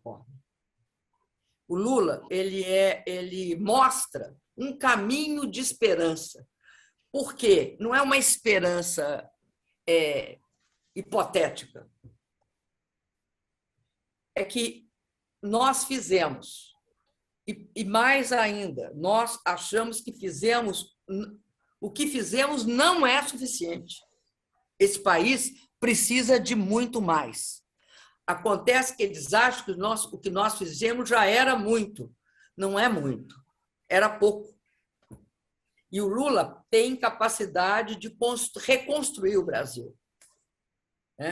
E uma das coisas mais graves também, que nós vamos precisar muito de solidariedade internacional, é que hoje a situação é muito pior de quando nós chegamos a primeira vez no governo. Porque o nível de destruição que esse senhor produziu aqui no Brasil é algo estarrecedor. Ele destruiu não só a área social, ele destruiu também, ele paralisou obras de infraestrutura, ele destruiu, por exemplo, regulação ambiental, como destruiu regulação sanitária. Um país que sempre foi tido e havido como um país capaz de vacinar sua população, 80 milhões de pessoas todos os anos, foi um país que tem 2,8% da população mundial e 10% das mortes. Como? Então, é aquilo, viu, Corbin? A gente tem imenso desafio de ganhar a eleição, imenso desafio de governar o Brasil, e eu tenho certeza que se tem alguém capaz de fazer isto, ele tem nome e endereço, chama Luiz Inácio Lula da Silva. Ele consegue fazer com que o Brasil volte a ter um futuro. E não é o Brasil, né? É o povo brasileiro. E acho também que temos uma contribuição também para dar. Nós temos uma visão da importância de um mundo de paz, um mundo multipolar, um mundo em que as pessoas tenham capacidade de viver, porque a América Latina é um continente muito, muito ferido, né? Nós estamos cansados de intervenção também, muito cansados de intervenção. Nós, na América Latina, a gente tem um trauma bastante grande de interferências externas. Yes. E agora eu creio que nós vamos ter de encerrar. Eu até falei demais hoje. I think we do. Can I just say a couple of words before we go? We're going to be with you every step of the way in this campaign, and let's make sure we win it. Win it for the young people, win it for the poor, and win it for the future of Brazil as a society that genuinely does care for all and not just a wealthy few. And what you said about education and environment and technology is so important. Good technology is not the enemy of progress, it's the very motor of progress. Good technology can produce good goods, yes, of course, but can also produce shorter working time. It can also protect the environment. It can also be more efficient in the delivery of our services. But you cannot achieve any of these things alongside grotesque levels of inequality, which is what Bolsonaro is leaving behind and will leave behind. And I was really pleased with what you said about the Paris climate change agreement. I was there in Paris in 2015, and Brazil signed up for it. Brazil supported it. And Bolsonaro's answer is to destroy the natural environment and the rainforest in the Amazonas. The beauty and the majesty of that rainforest is something that is astounding and must be protected. But it also must be protected for the people that live there and for the good of the wider environment of everybody else. And that is, I think, a very powerful message that will resonate all around the world, that Lula's government will be part of that protection, not part of that destruction. And so we will campaign with you, we will support you. And this is not just one election, this is a seminal moment for Brazil, a seminal moment where you turn away from the violence of Bolsonaro, the ignorance in the way he approached the COVID pandemic, the ignorance of the way in which he dealt with the rainforest destruction, and the way in which the poor people who were lifted out of poverty by Lula's government and by your government have now been consigned back into that poverty. And Lula's government will inherit a very bad situation. And it needs the world's support to achieve that. You're right, we don't need wars, we don't need intervention, we don't need destruction. We need construction and solidarity. And that's what we'll give each other. Understand our history, understand where we've come from, in order we know where we're going towards. And it's been, to me, this evening, a fascinating and fantastic conversation with yourself. And to me, it's an absolute honor and pleasure to be able to have this discussion with you. So all the best for the election. All our support is there. And we're going to celebrate together, because there's nowhere in the country or in the world that knows how to celebrate like Brazil. Let's do it. Vamos sim. E eu conto com você para vir aqui celebrar junto. Eu conto com você. We'll be there.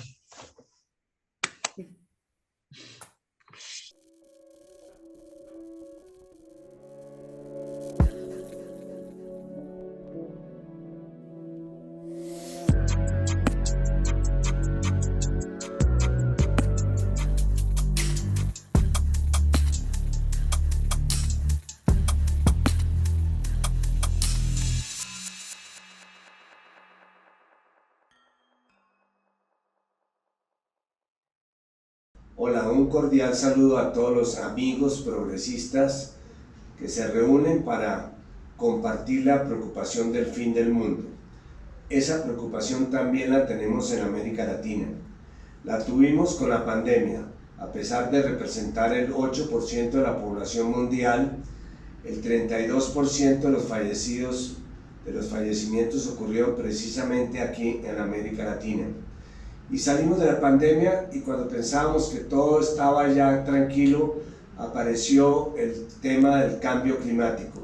Y que aquí también en América Latina estamos sintiendo el cambio climático con la deforestación de los bosques, con el tema de el daño a la biodiversidad, los terremotos, los huracanes en el Caribe. No estamos ajenos a que nos ocurran unos desajustes climáticos como el resto del mundo. Y además a eso se agregó el problema de la inseguridad alimentaria. La pandemia nos dejó hambre en el mundo, y en América Latina todavía hay muchas personas que no alcanzan las 3 comidas diarias. Y a pesar de que somos un continente productor de alimentos, hemos tenido que sacrificar nuestra alimentación debido precisamente a la falta de soberanía alimentaria. Y esa soberanía alimentaria se ha visto agravada, y a ella se ha sumado la crisis energética con el tema de la guerra de Ucrania y los efectos que está produciendo sobre los precios del petróleo y sobre los precios de los alimentos. Todos estos fenómenos encadenados pueden producir un resultado deplorable, que es la desglobalización, y es que nos devolvamos en todo lo que habíamos avanzado en unir el mundo, unir el comercio, unir la inversión, unir los ciudadanos y unir los esfuerzos sociales. Por eso los invito a que le demos una respuesta progresista a esta crisis, La salida del fin del mundo es progresista. Retomemos valores como el valor de la justicia social, el valor de la paz, el valor del multilateralismo, que han sido razones de ser de la doctrina progresista.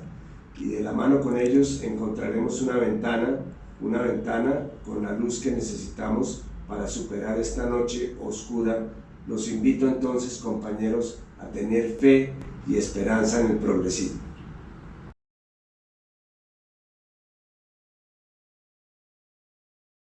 Hello friends and comrades, I'm Zarah Sultana, member of the British Parliament and Progressive Internationals Council. I'm really proud to address you all today. We meet as the world teeters on the brink of disaster. Here in Britain, an authoritarian conservative government is waging war on working people with a cost of living crisis, accelerating climate catastrophe with new North Sea oil extraction, and of course, letting the rich get richer while stoking division and hate against refugees and migrants. It's a bleak outlook, but where there is injustice, there is resistance as well.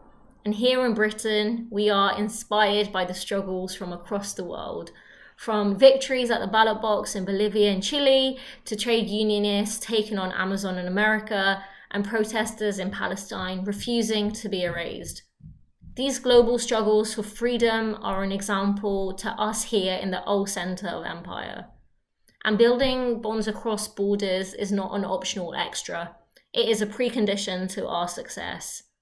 From horrific wars in Ukraine to Yemen, to the climate emergency and an economic system that is killing our planet, the crises we face are global by nature.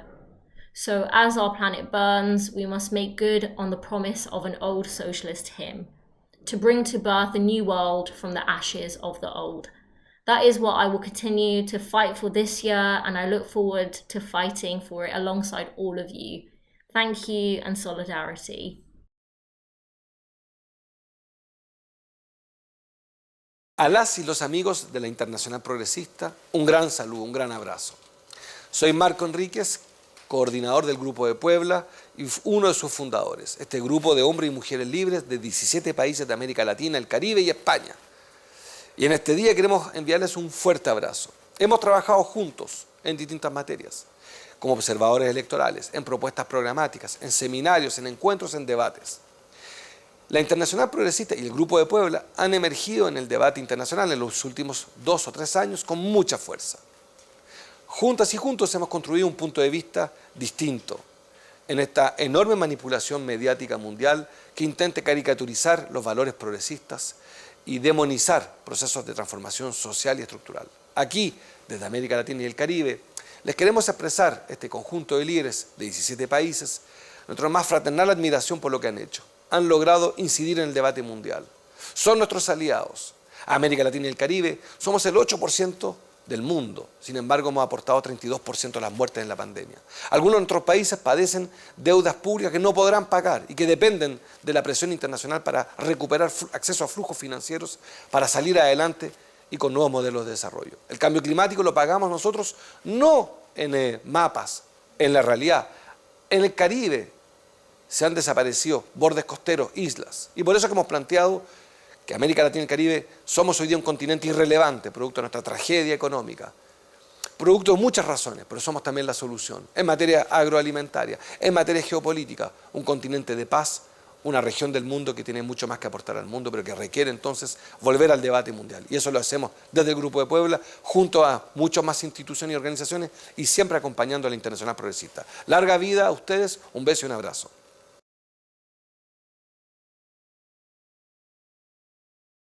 Progressive International turns 2 at a time few days after International Labour Day. It's one of those few days across the world where for the last over 100 years, workers of the world have shown that they can fight for a different kind of world, and that inspiration has not left us yet. But in the last 30-odd years of neoliberal globalization, we have faced an onslaught of many of the things that people have won. And in the small village in central Rajasthan where we work, thousands of men and women got together to assert that actually the battle of workers is not just as alive as ever, but it is with renewed vigor that they want to come out from this small rural area and connect with people all across the world. That desire for solidarity, that sense of solidarity is the duty that Progressive International has to meet.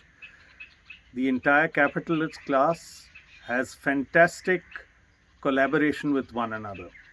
Rulers of the world have captured democracy by polarizing communities, by increasing hate within their countries, by ensuring that there is no solidarity of the poor, of people who are actually keeping this world together, of the working people of the world. And yet they meet each other, these leaders meet each other in solidarity and seem to share a common purpose. It is there that we need to find allies within those leaders, that we need to find connections from the grassroots to the state, national and international, that we need to build an idea of what kind of world we want in the future. And we need to demonstrate that from the ground, from the battles. So our battles today that we are fighting in India, in our own organizations, are battles for transparency, for accountability, for the right to work, in times of COVID, for equal access to health, for equal access to food, to actually for the survival of the earth itself. Climate change and these COP conferences are actually just window dressing. That class of people that rules the world continues to live at a level which is extractive, continues to extract from people and from the earth's resources. And it is only organizations and organized resistance at the grassroots that fights for democracy, that fights for a nature of the world that will be able to be there for future generations with much greater equity and much greater development of an idea of everyone on earth being together. This is something Progressive International has just started to reach out to do. It has stood by some good leaders. It now needs to find a way to connect those good leaders and to give people a sense that they can fight beyond what's within national borders for something that we all share as a common heritage.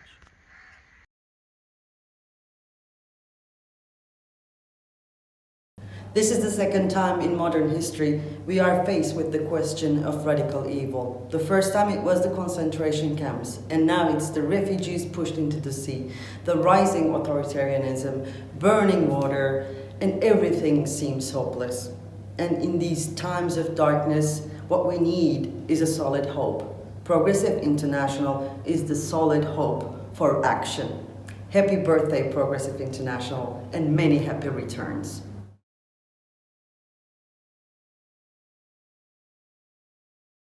Muy buenos días a todos los amigos y amigas del Progressive International, que estos días estáis celebrando la cumbre del fin del mundo.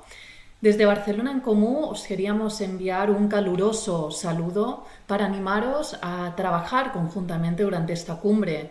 Y es que efectivamente hablamos del fin del mundo porque estamos viviendo múltiples crisis. Por supuesto la guerra y las crisis humanitarias que se derivan de ella, pero también seguimos acumulando esas crisis económicas y sociales que vienen ya del momento de la crisis financiera de 2008, de la cual seguramente nunca nos recuperamos muchas personas y que también se han agravado otra vez con la crisis de la pandemia, de la COVID-19. Nos parece por esto que tenemos que ser capaces entre todos de aprovechar estos momentos, estos difíciles contextos que vivimos para trabajar conjuntamente más que nunca, para ser capaces de encontrar puntos de encuentro, proyectos de trabajo en común, para que todos los grupos que estamos a nivel mundial intentando transformar las sociedades hacia un mundo más justo, seamos capaces de aunar nuestras fuerzas y luchar conjuntamente. Así pues, os deseamos que tengáis una muy provechosa cumbre, que sean muy útiles estos días de trabajo conjunto y os mandamos otra vez un fuerte abrazo desde Barcelona en Comú.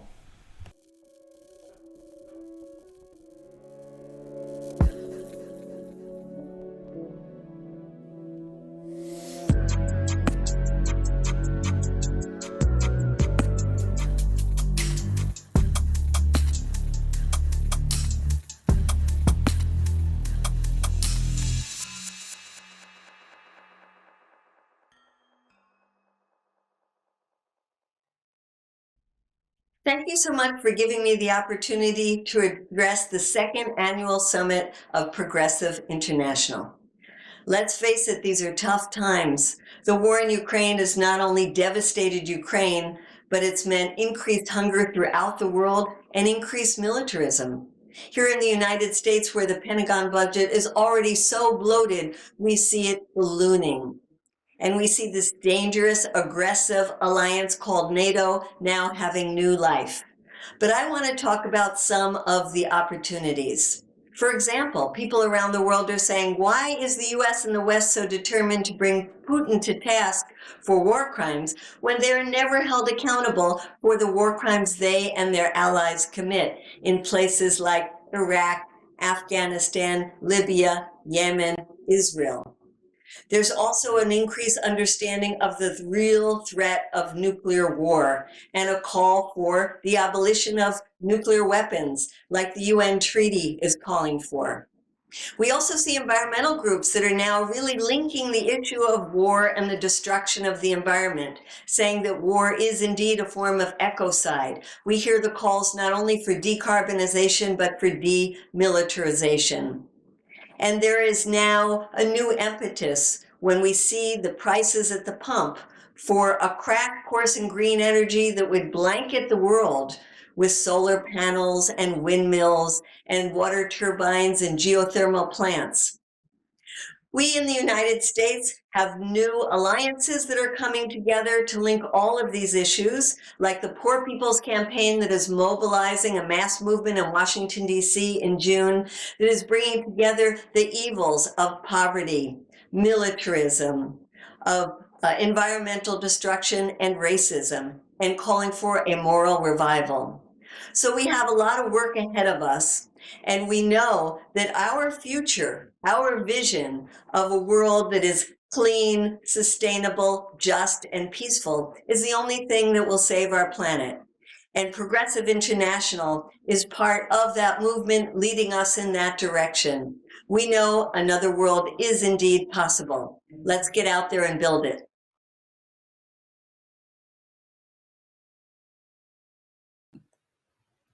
I think most people know that India has been facing a series of challenges in recent years.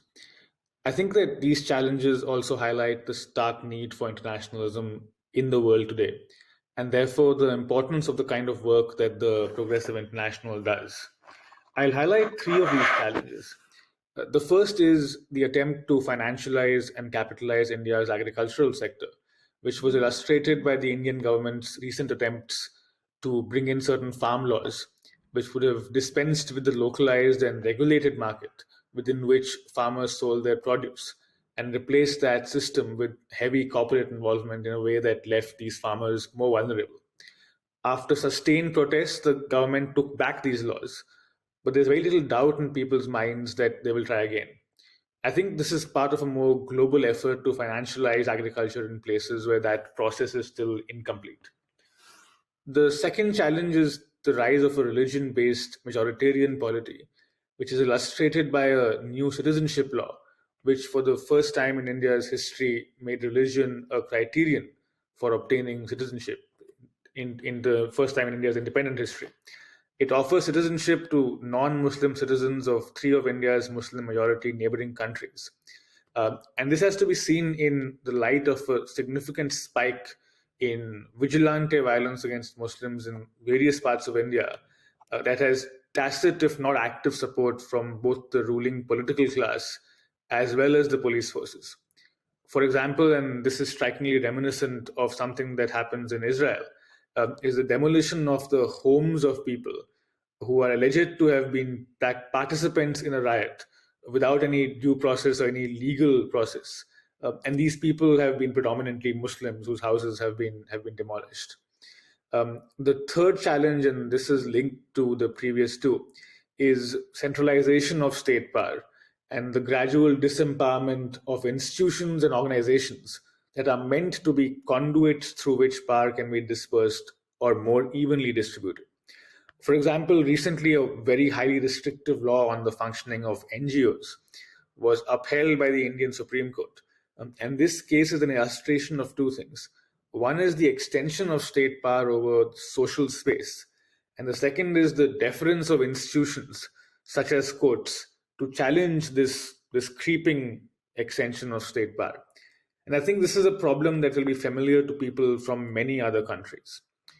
I think that what this shows us is that while our challenges are contextual, they're also very familiar, because the authoritarian playbook is something that's evidently internationalist. There's a great cross-migration of ideas, of steps and of moves, and therefore our response, if it is to work at all, has to be internationalist as well.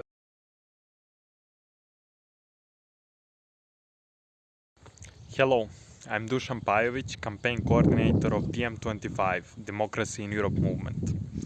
We are thankful for all of your work and for sharing this space with us. Every day we are making a stance against the oligarchs, the fascists, and the enemies of democracy. We are pushing our Green New Deal for Europe with proposals such as universal basic dividend, housing for all, green jobs, and many other initiatives. All of that with keeping the fossil fuels deep into the ground, with respect towards the international, intersectional, and intergenerational justice. The M25 is also at the forefront of democracy, standing against the absurd and brutal trial of Julian Assange. Other than that, we've just launched our Don't Paint It Green campaign against the European Union's labeling of gas and nuclear as green energy sources. Nuclear energy is a starting point for nuclear weapons, and it is unreliable, expensive, dangerous, and slow to install. And gas is finite, destructive, and contributes to the problem that the Commission claims to want to solve. But you are not powerless. If you want to support us, please visit don'tpaintitgreen.eu and get involved with the very concrete steps we propose. Meanwhile, we are radically pushing the narrative to the left while creating our parties, Mera 25s, around Europe. We don't like politics, but we won't let these politicians steal our future. The old world is dying, and the new one is ours to build. Carpe diem.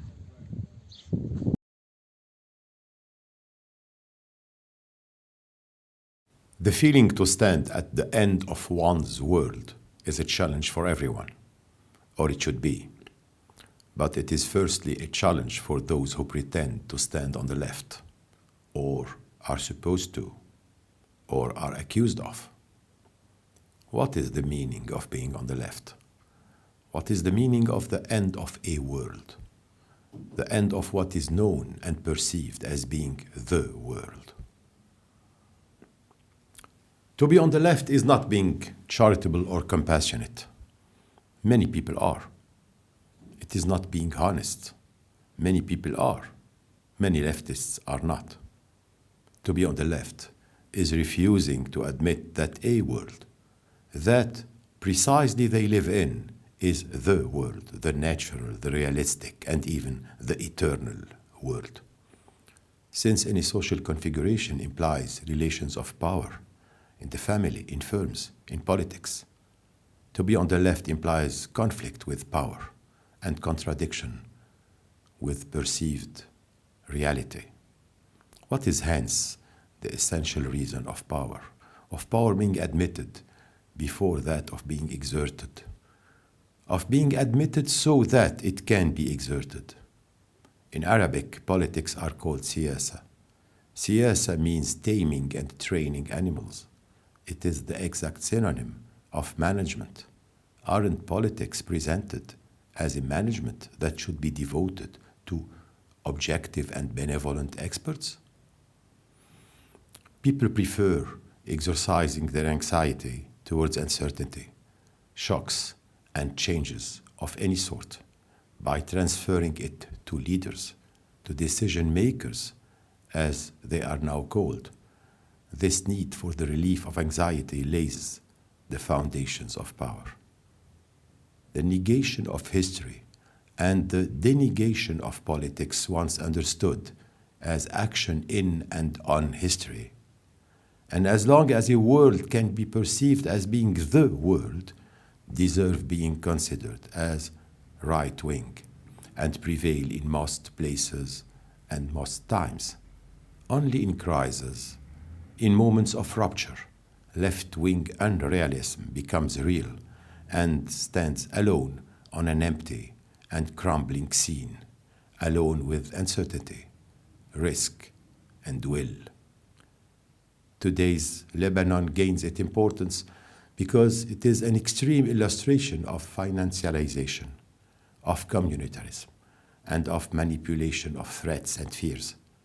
It is a place in the middle of a region where people share the sentiment that the end of the world has come, where the challenge for the left is extreme.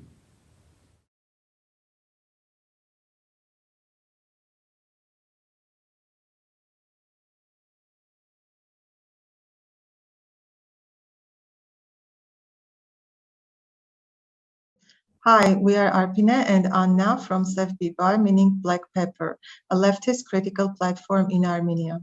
In the post-Soviet and neoliberal, neo-colonial context where we are speaking from, the left is quite marginal. In Sev Bibar, we write blog posts on social, political, and economic issues. We record increasingly popular podcasts, and we translate to Armenian some of the crucial progressive discourses, including Progressive International's publications and specifically the blueprint on that. We greet the Progressive International's annual gathering. While the struggles of many small and poor countries of the global south remain relatively unnoticed, the message we have for you is simple: we exist. The crisis we currently face here in Armenia is multifaceted. First, we are going through an endless war which escalated in 2020 in Nagorno-Karabakh, which was driven by regional and global geopolitical competition, as well as the profit of dictators in the region, with various business ties with the so-called democratic world. This war is becoming an existential threat not only to our co-citizen Armenians in Nagorno-Karabakh, who even after the so-called ceasefire continue to be subjected to humanitarian crimes and ethnic cleansing threats on the part of the Azerbaijani state and its petro-oligarchy, but also to the people in the Republic of Armenia, who remain in a highly militarist environment. Many bordering villages are now facing socio-economic crises and the threat of military incursions, and all citizens in different parts of the country remain vulnerable to the possibility of novel military flare-ups. People seem to be facing a difficult choice between remaining part of the militarist reproductive system and emigrating before it's time for the military service of their children. In such conditions of increasing vulnerability, we remain colonized in a multi-layered manner. Russia owns nearly every asset in the country, has a military base and peacekeeping troops here, and continues to grow its influence by instrumentalizing the military threat purported by Turkey-supported Azerbaijan. Western transnational capitalist institutions, such as the World Bank and IMF, continue to indebt us by pouring money into the long, unsustainable pool of external debt in order to, quote unquote, prevent the country from default. These actions impose further neoliberal deregulation and expand the influence of the capital.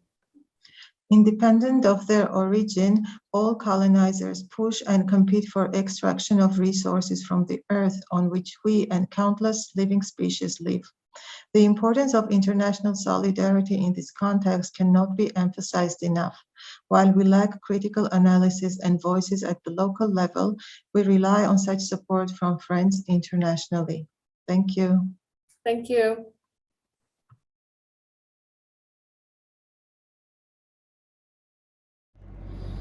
Dear companions of struggling people's organizations all over the world, thank you very much for giving me opportunity to talk in the second anniversary year of Progressive International. My name is Chennaiah. I am from India.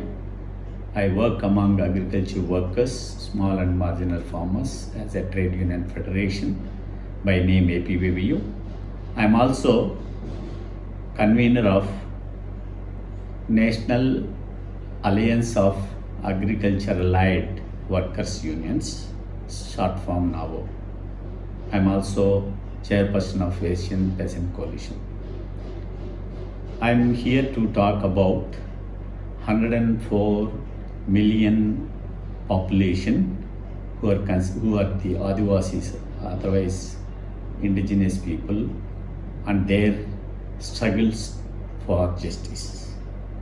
In the year 2006, Government of India enacted Forest Rights Act after long demand of Adivasis, demanding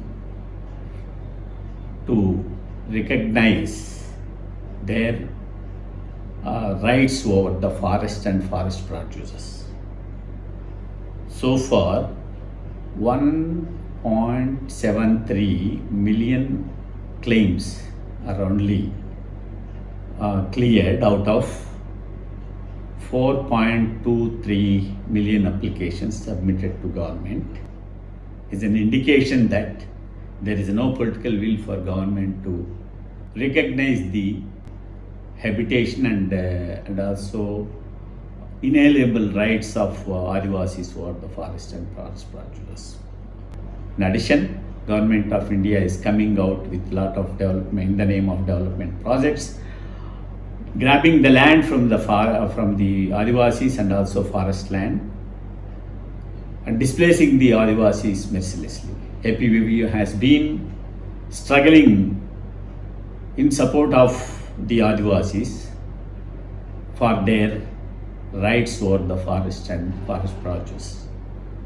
One of the present struggle is campaign against Polavaram Dam, which is displacing 100,000, roughly 100,000 population, in which 56% are from Adivasi community, where they are going to lose their habitations, cultivation lands and everything. So it is in this context we have been exposing this issue, organizing public hearings, demonstrations, and also getting support within India and also outside to express solidarity with the struggles of these communities. We request Progressive International also join in our journey to restore the rights of Adivasis in India. Thank you very much.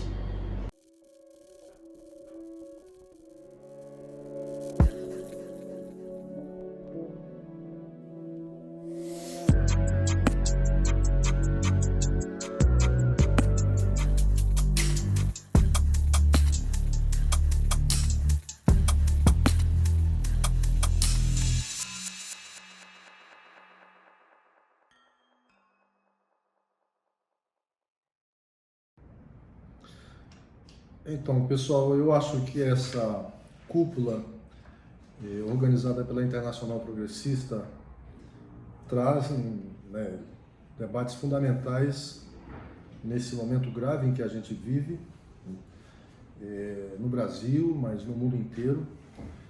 E eu quero aqui resgatar um pouco um documento que nós preparamos num grupo que nós chamamos Grupos 1º de Maio, que tem a participação de diversas organizações sindicais de todas as regiões do mundo, e que nós começamos a fazer uma reflexão a partir do dia 1º de maio de 2020, que foi o primeiro 1º de maio da pandemia. A partir daquele momento, nós inclusive fizemos um ato global, virtual global, com a participação de artistas do mundo inteiro, e resolvemos dar continuidade a esse processo de reflexão de como seria a nossa visão para uma saída do pós-pandemia no mundo inteiro. Inclusive levando em consideração que o próprio Fórum de Davos trabalhou e vem trabalhando numa saída que é chamada o Grande Recomeço, que, a nosso ver, é um grande recomeço para aumentar a exploração e as desigualdades do mundo inteiro. Então nós resolvemos, criando este grupo 1º de maio, apresentar propostas, buscar, a partir da nossa reflexão, propostas de alternativas para essa saída da pandemia. E aí nós soltamos um documento chamado Por uma Nova Governança Global, baseada em direitos universais e justiça social. Entendendo que, de fato, como todo mundo acabou usando, que a pandemia, de certa forma, ela acelerou processos. Primeiro, de um lado, no sentido de acelerar, inclusive, processos da utilização das novas tecnologias, mas, ao mesmo tempo, também acelerando processos de exploração, uma vez que as novas tecnologias, que utilizadas com maior velocidade, com maior frequência após a pandemia, também aceleraram o processo de concentração de riqueza, concentração não só de riqueza entre as pessoas, mas também concentração de riqueza entre as regiões do mundo, causando, de um lado, as desigualdades, aprofundando de um lado as desigualdades entre os seres humanos e de outro lado as desigualdades entre as regiões, ou seja, tornando o mundo ainda mais desequilibrado. É fundamental que a gente se lembre que antes da pandemia, se nós voltarmos, por exemplo, eu costumo dizer, se nós voltarmos a outubro de 2019, o mundo já era desigual. O que fez, portanto, a pandemia, a nosso ver, foi acelerar esse processo e, de certa forma, descortinar um teatro caótico que o mundo já estava colocado. E aí os impactos, todos nós sabemos aqui. Primeiro, o processo de, digamos assim, utilização das tecnologias para a produção de vacinas, que, como a gente costuma dizer, as vacinas são uma conquista humana, especialmente porque foram produzidas em tão pouco tempo, mas produzidas a partir de investimentos públicos, mas cujo resultado, se foram oferecidos à grande parte da humanidade, uma outra parte da humanidade, especialmente os países do mundo, ainda hoje sofre pela falta de vacinas. Portanto, um bem que deveria ser da humanidade acabou virando uma espécie de commodity a ser explorada pelas grandes empresas farmacêuticas do mundo. Além do mais, nós tivemos de outro lado, e eu já comecei a falar aqui, a questão da concentração de riqueza a partir das chamadas Big Techs, ou seja, as empresas de tecnologias que geraram maior produtividade para essas empresas, mas ao mesmo tempo geraram mais desigualdades e mais trabalho precário, mais trabalho precarizado, informal, especialmente as mulheres jovens, especialmente jovens de periferia das grandes cidades do mundo. Portanto, esses são os grandes desafios que a gente tem para enfrentar nesse pós-pandemia. Obviamente que hoje nós temos ainda um terceiro grande desafio, que especialmente a guerra declarada pela Rússia, a invasão da Rússia declarada na Ucrânia, que leva a Europa a voltar para a guerra depois da tragédia da Segunda Guerra Mundial, mas lembrando também que as guerras aconteceram em todo esse período em vários lugares do mundo. Portanto, é fundamental que a gente tenha, nesse momento, o entendimento de que a saída da pandemia não foi ou não será a saída que a humanidade precisa. A saída que a humanidade precisa é a saída do respeito ao planeta, do desenvolvimento sustentável, do respeito às populações mais, fragilizadas, do respeito ao meio ambiente, do equilíbrio regional, do respeito aos direitos trabalhistas para trabalhadores e trabalhadoras do mundo inteiro. Portanto, isso significa dizer que é preciso ter educação de melhor qualidade, saúde universal, seguridade universal para todas as pessoas, e não a criação de mais desigualdade a partir da forma exploratória como o capital caminhou para a saída da pandemia. Esse, portanto, sem dúvida nenhuma, é o grande desafio para nós aqui da Internacional Progressista e para nós trabalhadores. O grande desafio, além desses, é o desafio de garantir que se combata o trabalho informal, se combata o trabalho precarizado, garantindo que o resultado da produção, o resultado do trabalho humano seja oferecido para o maior número de pessoas possível, para toda a humanidade, ao mesmo tempo que seja capaz de preservar o planeta. Para isso, nós acreditamos que é preciso, primeiro, fortalecer os órgãos multilaterais. Cada vez mais os organismos multilaterais estão fragilizados e capturados pelo sistema financeiro. Isso já vinha, como disse, antes da pandemia, mas o que a gente vê nesse momento é que o sistema financeiro continua cada vez mais capturando os organismos multilaterais, e esses organismos multilaterais muitas vezes perdem o seu papel ou diminuem ao máximo a sua capacidade de intervenção na governança da governança global. Então, esse é um grande desafio. Portanto, garantir o fortalecimento, o resgate dos organismos multilaterais, garantir o entendimento de que a exploração capitalista hoje está distribuída em cadeias de valores, ou cadeia de fornecimento, onde a cúpula da cadeia muitas vezes garante melhores condições de trabalho, ganhos econômicos, desenvolvimento nacional, mas a base dessa cadeia é um sistema extremamente de exploração do trabalho humano, de desigualdade social, de desequilíbrio ambiental e especialmente de retirada do direito dos trabalhadores. Portanto, eu acho que esses são os grandes desafios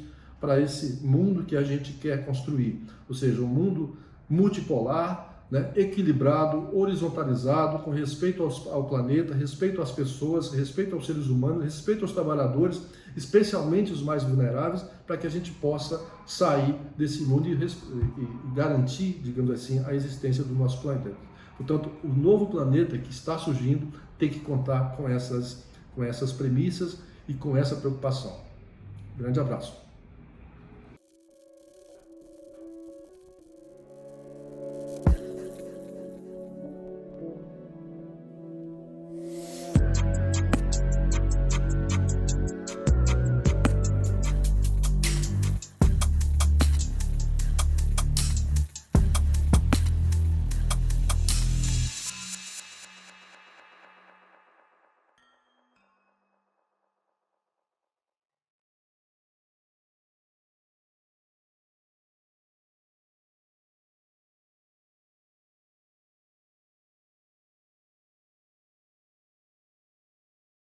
Welcome, friends and comrades, to the summit at the end of the world.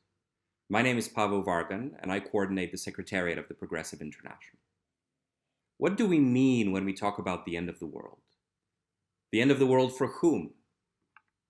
Today, entire states are forced into economic servitude, selling off their national assets and natural resources, even as they cut spending on social welfare for their own people.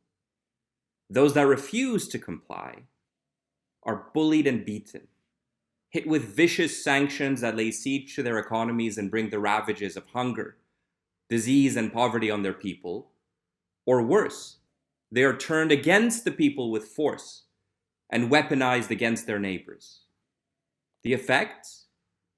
Hundreds of millions of people are forced to leave their homes each year, while others hoard land for their own enrichment. 1 billion people walk barefoot, while others fly in private jets and preach the gospel of prosperity to the poor. More than a third of humanity does not have enough to eat each day, while others heap millions of tons of food onto landfills each year. All this is what we mean by the end of the world, a reality that, for many people across the world, is already apocalyptic. Today we are going to talk about imperialism, a mechanism, the engine that drives that apocalyptic future nearer with each passing day. But what is imperialism? How do we understand it? Put most simply, imperialism is capitalism on the world stage. It is a system imposed on the world by a few countries that built their wealth on colonial plunder and slavery to protect the profits of multinational corporations. Imperialism today functions as a planetary system of international trade deals, financial institutions, economic power, and military force that enables the expansion of capitalist power into all corners of the world, everywhere creating poverty and environmental catastrophe. How can we make sense of imperialism in all its multitudes? And what are the pathways to defeating it? Today, I have 3 distinguished guests to help us think through these questions. Alicia Castro is a political and union activist. She founded the Argentine Workers' Movement and served as a member of the International Transport Federation Council. From 2002 to 2012, she served as the Argentine ambassador to Venezuela, and then as ambassador to the United Kingdom from 2012 to 2015. She is also a member of the Progressive International Council. Vijay Prashad is a historian and journalist. He is the director of the Tricontinental Institute, a council member of the Progressive International, and has written many books about imperialism and the forces that have risen up to resist it throughout history. Vivi Camacho serves as the general director of traditional medicine for the plurinational state of Bolivia. She has spoken extensively about the Bolivian project of indigenous socialism and the reconstruction of Bolivian democracy after the 2019 US-backed coup. Alicia, let's start with you. How are the crises of today rooted in capitalism and imperialism on the global scale, and how do we begin to think about overcoming them? Compañeras y compañeros, camaradas, amigas y amigos todos, nos encontramos en un momento crítico de la historia de la humanidad con una confluencia de crisis de extraordinaria gravedad. Crisis sanitaria, crisis económica, desmoronamiento de las democracias, tragedia medioambiental y ante la amenaza de una guerra nuclear. Las serias advertencias de Noam Chomsky en la Cumbre Mundial 2020 están presentes en la dinámica arrasadora de un mundo en caos. En este momento único, en medio de la pandemia, urge analizar un repertorio de propuestas disponibles y tomar medidas radicales, como el salario básico universal, la tasa para gravar actividades financieras, el fin de las guaridas fiscales, el jubileo de la deuda odiosa, un régimen tributario justo y progresivo donde paguen más los que más tienen. Es tiempo de proponer y de exigir grandes gestos de justicia fiscal y grandes gestos de justicia social. Frente a esta situación inédita en la que decidimos colectivamente poner en suspenso toda actividad económica, poner en suspenso toda actividad social para cuidar nuestra salud, podríamos haber tomado decisiones colectivas de igual envergadura para cuidar la salud del planeta, darnos un tiempo de reparación, como sugería Naomi Klein en la Cumbre 2020. En cambio, nada de eso ha ocurrido. El capitalismo ha tornado con más pujanza, la concentración de la riqueza en pocas manos se ha vuelto obscena, mientras las grandes mayorías caen en la miseria, en el desamparo y el mundo está en llamas. En un mundo en caos, la verdad es revolucionaria. La verdad es una tarea, la acción militante de descorrer el velo sobre simples verdades que establezcan un nuevo sentido común. La pandemia ha demostrado la profundidad y la violencia de la desigualdad, pero sobre todo ha demostrado que el capitalismo no es compatible con la supervivencia humana y que encontrar otro modelo es posible y es urgente. Vemos cómo el imperialismo trata de la expansión del poder en términos políticos, económicos, territoriales, culturales de unas naciones sobre otras. Estados Unidos y sus socios de Europa, ahora desgastados los argumentos de proteger la libertad, de tutelar la democracia, después de haber devastado Medio Oriente, apela a teorías más sofisticadas como la responsabilidad de proteger, un concepto que se usa como un deber moral universal de socorro a las poblaciones víctimas de violaciones a los derechos humanos y que pretende ser incorporado al derecho internacional. La primera aplicación de este principio de la responsabilidad de proteger fue en Libia, y los resultados están a la vista con la destrucción del país que fuera el más próspero de todo el África. Así se intentó también justificar una intervención política y militar en nuestra región, en Venezuela, siguiendo paso a paso la matriz libia, la demonización del mandatario, el linchamiento mediático, el bloqueo de las divisas y el consecuente desabastecimiento para crear descontento en la población, actos de violencia civil organizada, creación y reconocimiento de un gobierno paralelo y en ese contexto caótico poder justificar una intervención militar. Esto abre la puerta para servirse del derecho de protección como una nueva arma de intervención imperial. El colonialismo es una de las formas que ha adquirido el imperialismo a lo largo de la historia. Es el método de organización de producción basada en la explotación de una fuerza de trabajo carente de derechos. El neocolonialismo que estamos viviendo en nuestra región se caracteriza por el dominio del mercado capitalista internacional sobre los países productores de materias primas. Se constituyen compañías privadas que obtienen derechos para explotar los bienes y recursos naturales de inmensos territorios. No podemos permitir que nuestros territorios del sur global se conviertan en tierra de sacrificio, campamentos de extracción de nuestros bienes y recursos naturales por parte de las corporaciones del norte global que solo dejan depredación, saqueo, contaminación, muerte, tierra arrasada. El endeudamiento del Fondo Monetario Internacional juega un papel clave en el sometimiento de las naciones y pueblos a un modelo de ajuste y de extranjerización y expoliación de los recursos naturales.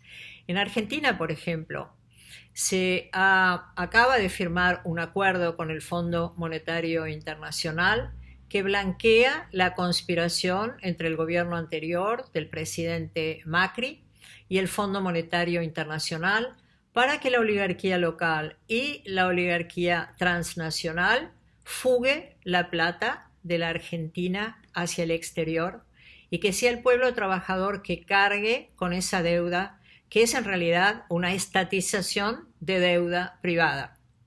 Hemos hecho propuestas alternativas como llevar al Fondo Monetario Internacional a la Corte Internacional de Justicia de La Haya, dado que el Fondo Monetario Internacional no pidió garantías para el stand-by, sabía que los fondos estaban siendo fugados, igual siguió girando fondos en una connivencia con el saqueo que ha sufrido la Argentina. Otro aspecto nefasto de este acuerdo es que el fondo constituye una misión de control permanente que será un cogobierno virtual de la Argentina, con la pérdida de toda soberanía económica, con la pérdida de toda soberanía política. Al sur de nuestro continente, compañeras y compañeros, como sabemos, tenemos un enclave colonial del siglo XIX. Hace 189 años el Reino Unido desplazó al gobierno argentino y tomó las Islas Malvinas por la fuerza.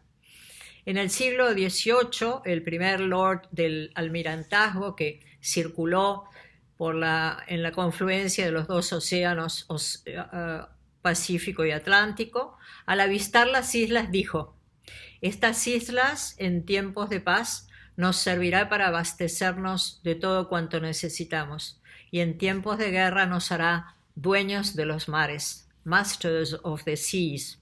Ese es el interés geopolítico que aún hoy es prevalente. Hay hoy instalada en Malvinas una base militar gigantesca que tiene 1.500 efectivos británicos, buques de guerra, aviones de combate, un sofisticado equipo de comunicación y de espionaje, tanques, misiles y hasta un submarino con capacidad nuclear al servicio de la OTAN. ¿Qué usa esta base militar como hipótesis de conflicto? La Argentina. Pensemos que Ushuaia, la puerta de entrada a la Antártida, la ciudad más al sur del planeta Tierra, donde pensábamos reunir esta cumbre, es la puerta de entrada a la Antártida, y el Atlántico Sur es un inmenso reservorio de recursos renovables y no renovables, de gas, de petróleo, de tierras raras, de nódulos polimetálicos en el mar argentino, de pesca, por supuesto. Y el calentamiento global, la superpoblación mundial hacen cada día más imperativo reiniciar las negociaciones por la controversia de soberanía entre el Reino Unido y la República Argentina, para resolver esta controversia, darle una solución pacífica y diplomática que asegure paz a las futuras generaciones y para reclamar la soberanía integral, la soberanía territorial, la soberanía marítima, la soberanía insular, la soberanía de recursos naturales. La lucha contra el colonialismo, compañeras, compañeros, camaradas, es un imperativo ético de todos quienes queremos un mundo multipolar, de naciones iguales y soberanas y de personas iguales, todas y cada una con derecho a la felicidad. La pregunta de siempre, ¿qué hacer? ¿Qué hacer para derrotar al imperialismo? En la década pasada encaminamos algunas soluciones en nuestra región. Gracias a la confluencia de mandatarios de izquierda y progresistas, los dos gobiernos Kirchner, Fidel Castro, el comandante Hugo Chávez, Lula da Silva, Evo Morales, Rafael Correa, Mujica, Daniel Ortega, forjamos un bloque regional, primero con el Mercosur ampliado, luego con la UNASUR y finalmente con la CELAC, la Comunidad de Estados Latinoamericanos y del Caribe, con 33 países de 600 millones de habitantes, el primer bloque que tiene Cuba dentro, sin la tutela de los Estados Unidos y Canadá, y con una extraordinaria densidad institucional supranacional, por ejemplo, un Consejo de Defensa propio, que fue capaz de evitar 2 golpes de Estado y con instituciones capaces de proteger también nuestra soberanía política, nuestra independencia económica y de promover la justicia social. En este contexto, nosotros pudimos rechazar el Acuerdo de Libre Comercio de las Américas, el ALCA. Alguien lo ha definido como el triunfo estratégico más importante después de Vietnam. Por otra parte, es importante que hablemos, que exploremos la posibilidad de cambiar una democracia representativa que no es capaz de traer beneficios a la vida cotidiana de la gente, ni de cuidar el planeta, y de construir formas de democracia participativa y protagónica que tendrá que ser necesariamente a través de nuevas constituciones, como se está reclamando a lo ancho y largo de América Latina. También en Argentina estamos promoviendo desde nuestro sector a una nueva constitución que dé cuenta de los nuevos problemas y que dé cuenta de las nuevas necesidades y de los derechos de las minorías.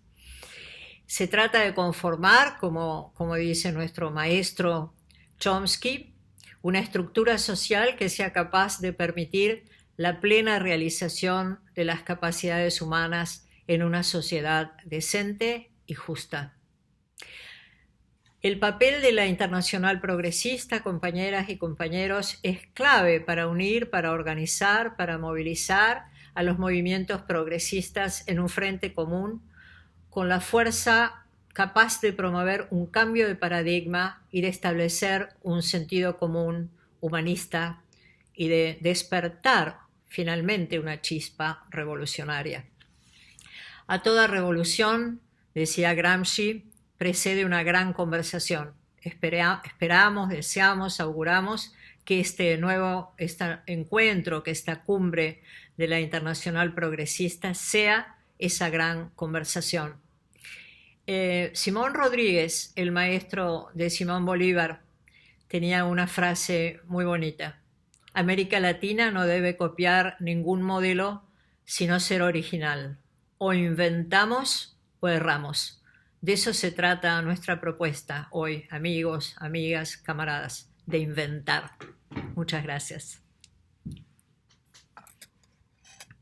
Thank you, Alicia. Either we invent or we err. This is a wonderful quote from the mentor of Simón Bolívar, the great Latin American liberator. Vijay, let me now turn to you. One of the things that struck me listening to Alicia was her very clear-sighted account of imperialism in Latin America, its instruments, its crimes, its strategies. Coming from Poland, which has been incorporated into the imperialist world system as what may be called a semi-peripheral state, I find that we have lost that clear-sightedness in our analysis, which pushes many to adopt political positions that inadvertently strengthen the imperialist world order. Vijay, how can we make sense of imperialism today in a moment where US unipolarity is coming under threat, and that threat is kicking up immense contradictions and generating tectonic shifts in the world order and in our thinking? It's great to be with you. I'm Vijay Prashad, the director of Tricontinental Institute for Social Research. I'm going to talk to you a little bit about imperialism today. The issue of imperialism is fraught. The term itself is often denied.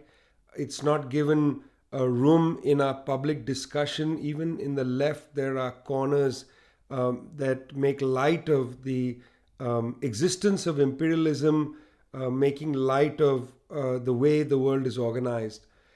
Very quickly, imperialism has perhaps several meanings, comes to us from a tradition now over 100 years ago. But very basically, here's a thumbnail definition. In political terms, imperialism refers to the denial of sovereignty of certain nations.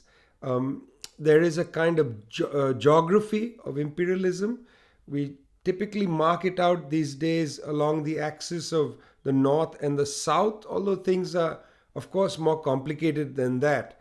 But nonetheless, the first point is that imperialism is the political aspect of denying the sovereignty of certain nations. So certain nations deny the sovereignty of other nations. Economically, there's also, of course, an important aspect here, and it is related to the political. In other words, the sovereignty of certain nations is denied insofar as those nations might attempt, for instance, to get better royalties, get better rents for the raw materials and so on that are extracted and exported out of those nations. So one is the suppression of the price of primary goods, primary commodities from certain parts of the world. Related to that is the suppression of wages in these parts of the world. We have ample examples of this. I'm not going to get into that now, but I want to just emphasize that the way in which at least I understand the concept of imperialism is it explains the denial of political sovereignty to some parts of the world. That denial comes along the axes of many different kinds of suppression: military suppression, diplomatic suppression, economic, financial suppression through sanctions and so on, social and then cultural suppression. Also, of course, as I said, the economic aspect, which is the denial of these very nations the right to claim larger amounts of the surplus in terms of prices of export of primary goods, and then suppression of wages. I think that's pretty much sums up the concept of imperialism in the abstract. Now, let's look at this a little bit historically to understand the contemporary position. To do this, I'm going to basically go over about 5 points. These are historical moments since 1991, and I hope they clarify a little bit about how I believe imperialism functions today. The first point is unipolarity. With the collapse of the Soviet Union and the communist state system in Eastern Europe, we saw the emergence of the United States claiming a position of first among equals. This was a position denied to the United States after World War II, when the US State Department said that the point of US power was to seek preponderance. That was the articulated objective of US power right after World War II, and that power was denied by the existence of the Soviet Union, the communist state system in Eastern Europe, and to an extent as well the Third World Project, including the non-aligned movement as its main political flank. This denial of US primacy collapsed with the Third World debt crisis when Mexico went bankrupt first, and then other countries in the early 1980s. And then it, of course, was perfectly allowed when the Soviet Union and the communist state system collapsed. So we had the era of unipolarity opening up in around 1990-91. That lasts till about 2013, 2015 or thereabouts.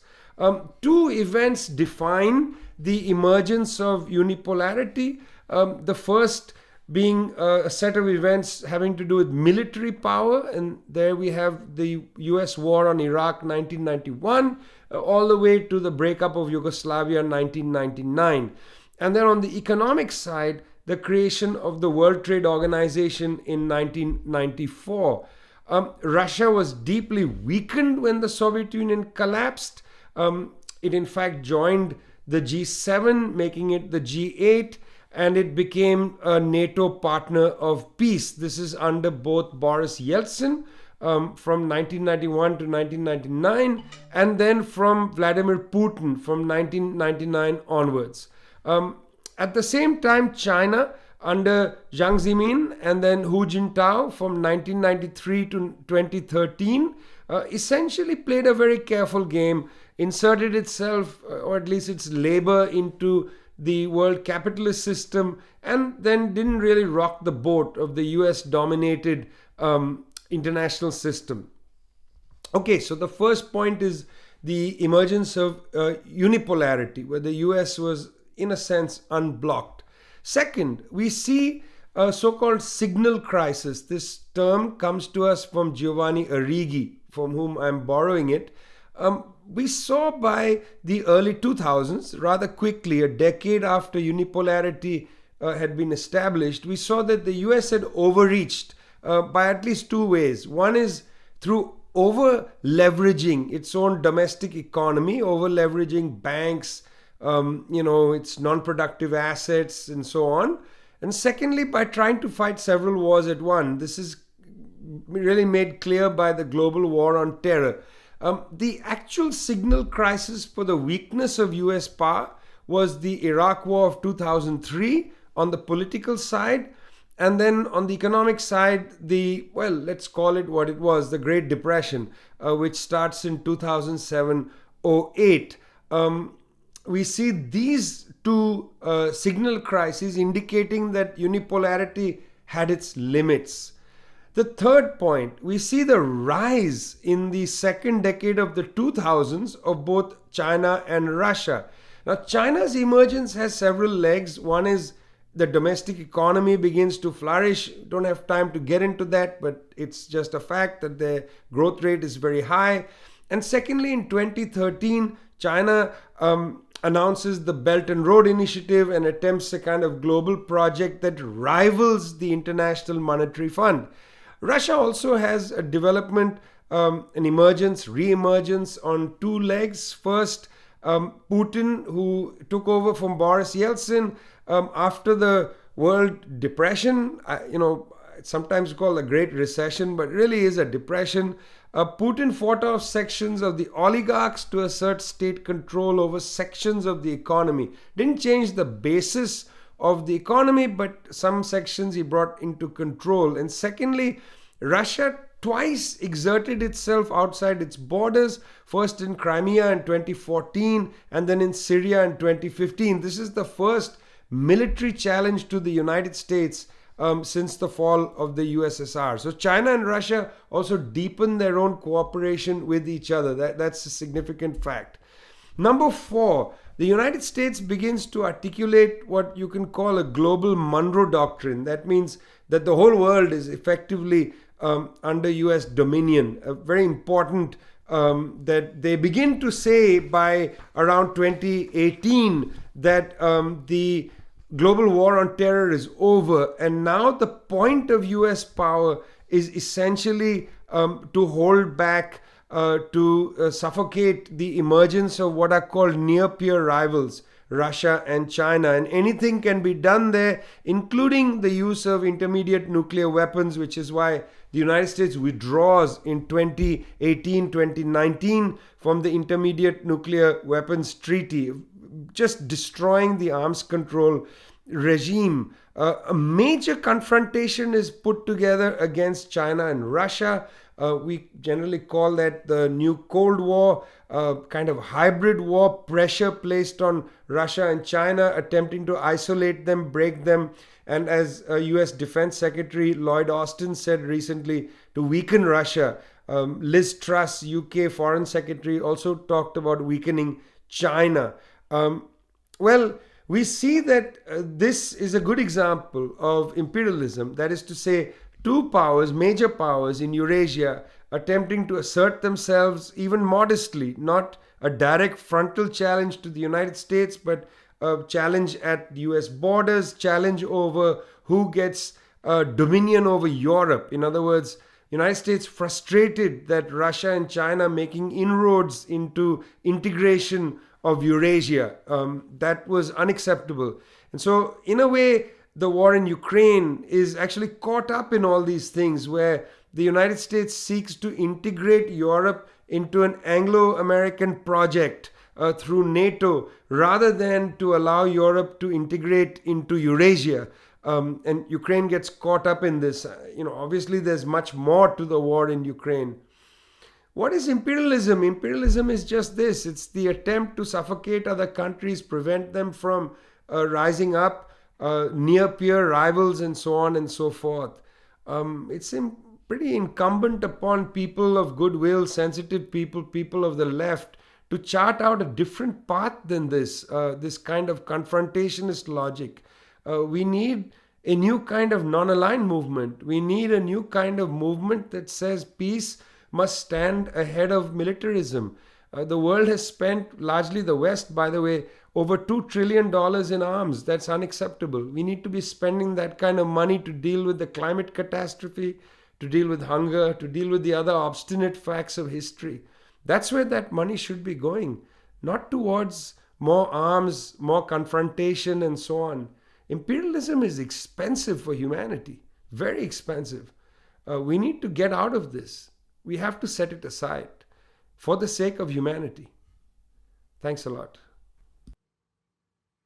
Thank you, Vijay. We are, as you say, in a fork in the road. In one direction lies the new Cold War and a zero-sum colonial mentality that was so clearly articulated by Robert Cooper, one of the architects of Tony Blair's foreign policy. We must get used to the idea of double standards, he wrote in The Guardian in 2002, as Afghanistan burned and the US was just preparing to invade Iraq. Among ourselves, he wrote, we keep the law, but when we are operating in the jungle, we must also use the laws of the jungle. In the other direction lies the path of multipolarity, of non-alignment, and of peace. Bolivia has been one of the pathfinders of that alternative model of international relations. Vivi, turning to you, what are some of the tools that Bolivia has used to advance the imperialist struggle on the world stage?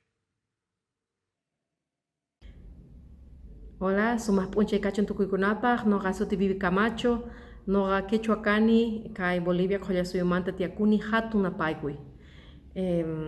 Yo soy Vivian Camacho, del Estado Plurinacional de Bolivia, de la Nación Quechua. Un gran saludo para cada una y para cada uno de ustedes que nos va a estar escuchando. Gracias por este momento del tejido de la palabra, de la fortaleza, de las luchas compartidas, de recordar que somos una misma humanidad que está luchando por dignidad, por justicia social, que está luchando por la defensa de la vida, no solamente de nuestras comunidades o de un pequeño territorio. Estamos luchando por la defensa de la vida en el mundo entero.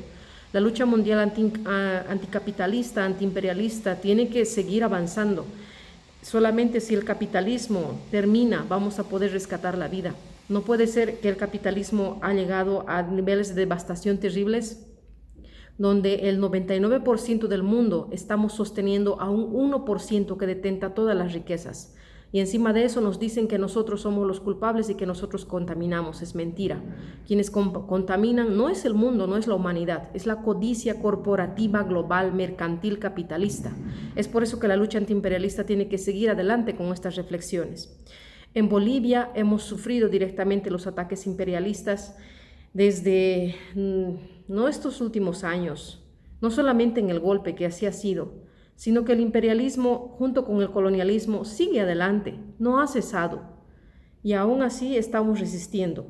En Bolivia el imperialismo ha golpeado de distintas maneras, apoyando el Plan Cóndor en el tiempo de las dictaduras militares, pero también ha apoyado directamente a través de la OEA y a través de este señor Almagro el golpe terrible, fascista y racista que hemos vivido en Bolivia el 2019. Es por eso que necesitamos hacer conciencia de esta lucha antiimperialista, seguir promoviendo nuestro internacionalismo solidario, recordar que somos los pueblos humildes del mundo, los millones del sur, los que vamos a transformar esta historia. Bolivia ha estado llevando adelante planes y proyectos en favor de las comunidades con redistribución de la riqueza. Desde el movimiento al socialismo, la lucha antiimperialista sigue adelante. Aún así nos falta mucho, falta descolonizar las instituciones, falta superar el modelo de desarrollo capitalista, pero aún así se apunta a llegar a un modelo de justicia social, a un modelo de dignidad comunitaria y además retomando nuestros principios como pueblos indígenas, nuestros principios como el Sumak Jausay, el Sumak Camaña, Ñandereco, el buen vivir o la vida buena que se está planteando, que es una vida digna, solidaria, una vida con cariño y con respeto por nuestras comunidades. Es parte de esa resistencia, es parte de esa lucha política y social. Acompañar a nuestras comunidades a renacer en la fortaleza, en el conocimiento, acompañar a nuestras comunidades recordando que venimos de pueblos profundamente sabios, de pueblos de una ciencia ancestral que todavía está viva pese a todo, es recordar nuestra medicina ancestral, es la resistencia cultural anticapitalista y antiimperialista viva en el territorio, porque se centra en la vida, no en el mercado, se centra en el cuidado colectivo, se centra en el cariño, en la reciprocidad, en el respeto.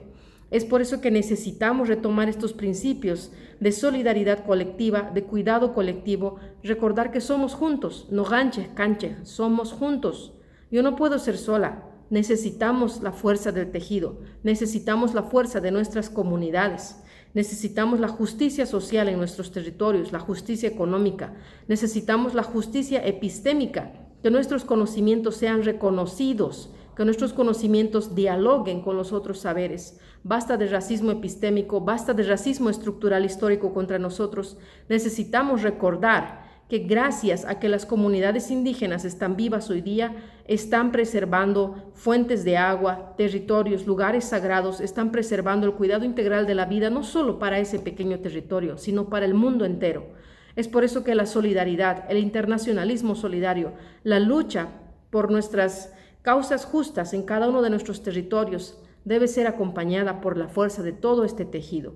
Desde Bolivia, un gran saludo muy cariñoso para este evento de la Internacional Progresista. Esperemos seguir compartiendo reflexiones, seguir compartiendo nuestras luchas y gracias porque ustedes nos han apoyado denunciando, acompañándonos, llorando junto con nosotros por aquel golpe fascista y racista y tomando la fuerza de nuestras lágrimas para transformar todo ese dolor en la fortaleza que nos ha hecho recuperar la democracia, pese a ese momento duro que hemos vivido el 2019 en noviembre, recordar que el fascismo es un absurdo en el mundo, recordar que la lucha antifascista global va parte y es parte de la lucha anticapitalista, antiimperialista, porque todos merecemos existir libres de racismo, una vida libre de violencia, libre de racismo, una vida plena, con agua limpia, aire limpio, alimento sano, es parte de nuestras comunidades, de nuestros derechos como comunidades y nuestro derecho como humanidad. Merecemos una vida digna para el mundo que se ha estado soñando y se ha estado construyendo desde hace tantos siglos. Hoy día se recuerda el nacimiento de Carlos Marx. Hoy día este pensador para el mundo trajo ese concepto de justicia social. Y hasta el día de hoy seguimos luchando por ello. Y el día de hoy también es el Día Mundial de la Partera. Gracias a las parteras, que gracias a sus manos sabias hemos seguido naciendo en las comunidades, pese a las políticas de exterminio, a las políticas racistas, a las políticas genocidas contra nuestros pueblos indígenas, seguimos naciendo porque manos sabias y amorosas siguen cuidando de nosotros. Entonces tenemos todavía herramientas vivas en los territorios, que son nuestros hermanos y hermanas, sabios y sabias de nuestros pueblos, que con la espiritualidad ancestral, con nuestra ritualidad, con nuestras ceremonias ancestrales, siguen cuidando y sosteniendo este espíritu de fortaleza, este espíritu de lucha, este espíritu de amoroso respeto y cuidado con la vida, que es la fortaleza de nuestros pueblos. Los saberes ancestrales es el corazón de nuestro pueblo. Seguimos vivos aquí gracias a que ellos y ellas han cuidado con sus vidas este conocimiento para nosotros. Y necesitamos seguir fortaleciendo esto y pasar este conocimiento de un corazón para otro, para la siguiente generación. Quienes van a nacer después de nosotros merecen agua limpia, aire limpio, alimento sano, una vida linda, digna, una vida plena. Esto han soñado nuestros abuelos para nosotros. Ahora nosotros vamos a soñar y construir ese sueño para la siguiente generación también. Muchas gracias, queridos. Un abrazo grande, fraterno, solidario. Somos una misma humanidad que ha dicho basta y ha echado a andar, como nos ha recordado el doctor Ernesto Guevara. Aquí estamos. Y además sean siempre capaces de sentir en lo más profundo cualquier injusticia cometida contra cualquiera en cualquier parte del mundo. Es la cualidad más linda de un revolucionario. Por eso recordamos que somos hijos de una madre tierra, hijos de esta Pachamama, y somos un mismo planeta, una misma humanidad aquí que está luchando por dignidad. Un abrazo grande. Thank you, Vivi. The Progressive International Declaration, adopted at the inaugural summit of the Progressive International in 2020, is clear. Internationalism means anti-imperialism. And I quote, "Our internationalism stands against imperialism in all its forms, from war and sanctions to privatization and structural adjustment. We believe that these are not only tools of domination by some nations over others, they are also the tools of division to set the peoples of the world against each other."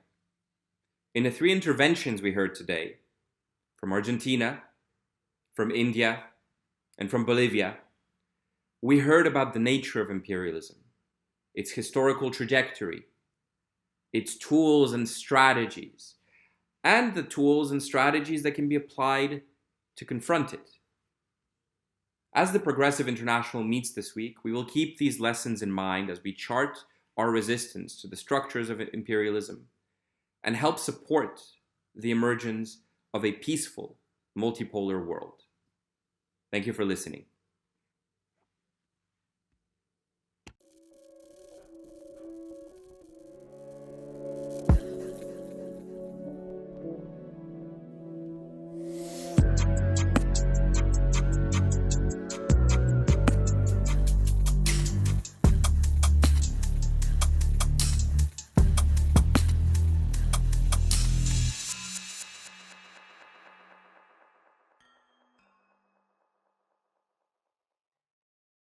No segundo aniversário da Internacional Progressista, o lembrete de que a periferia é a vanguarda precisa ser afirmado ao ponto de que as nossas lutas sejam orientadas a partir das margens. Na América Latina, por exemplo, nós temos alguns dos movimentos sociais mais potentes do mundo. Movimentos com estruturas organizativas incríveis que dão verdadeiras aulas de resistência e também de construção de alternativas. São movimentos que produzem alimento quando o sistema pressiona por mais commodities. São movimentos que protegem as nossas florestas há muito tempo, quando a regra é o desmatamento. Movimentos que lutam contra uma lógica onde tudo pode ser mercadoria, tudo pode ser comprado, tudo está à venda, e que pautam alternativas ao desenvolvimento, outras formas de viver bem, diferentes arranjos sociais, tudo muito antes dos estados mais poderosos se darem conta do tamanho da crise. E a verdade é que enquanto há quem tenha sim entendido o tamanho da crise ali dentro do centro do capitalismo, a defesa que fazem desse sistema demonstra que falta vontade e também falta noção do nível de radicalidade que é necessário para vencer os desafios atuais. Nem essa pandemia cruel, marcada por tantas desigualdades, foi capaz de mudar a rota. Nós seguimos aprisionados por patentes, bloqueios, guerras e o lucro acima da vida.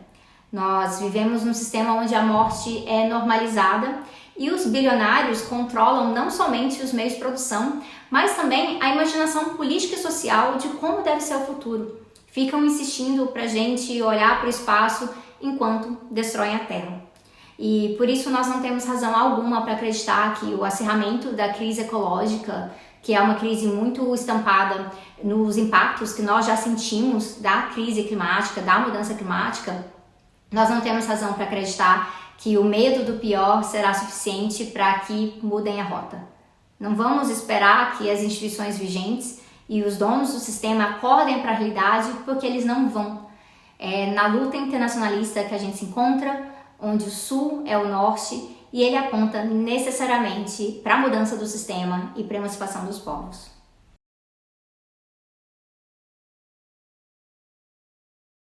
I'm honoured that Sinn Féin has been asked to contribute to the opening ceremony. We note we are amongst some very respected friends and comrades. By the way, I'm Chris McManus, a member of the European Parliament for Sinn Féin. Despite being from a small island on the edge of Europe, the Irish people have always looked for the commonality among those abroad rather than the differences.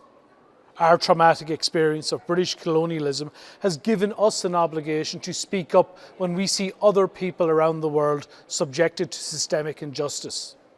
And injustice comes in many forms, from multinationals steamrolling a local community to pollute their waters, as in Colombia, or apartheid laws in Palestine.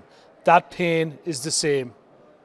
In our own struggle against British imperialism, we gain strength from the voices of our international allies, whether it be the North American dockers refusing to unload British ships after the death of hunger striker Bobby Sands, or the Choctaw Nation sending us grain during our Great Famine, which was induced by British government policy. Now, our situation is different. As we continue our momentum for Irish unity, opinion polls suggest that Sinn Féin will most likely soon lead government in both the north and south of Ireland. It is therefore now our duty to use our amplified voice to join international allies in calling time on the status quo. This means questioning the virtues of capital accumulation, challenging the interests of those who want minimal change in the face of ecological collapse, sidelining those who cling on to the failed concept of trickle-down economics, and standing up to those who see self-determination and democracy as an affront to their power. Finally, our activism must be targeted. It must strike directly at those who abuse power, and our demands must not be for palliative words or gestures, but enforceable commitments to enact radical change in favour of the people. Onwards and upwards.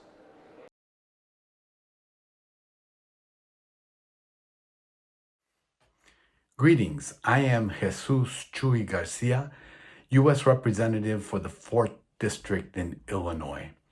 Thank you for this invitation to the second summit of the Progressive International. It's an honor to join you all in global solidarity. I was born in a tiny village in the state of Durango, Mexico. When I was 9, my mother brought me and my siblings to the United States to join my father, who was part of the Bracero program.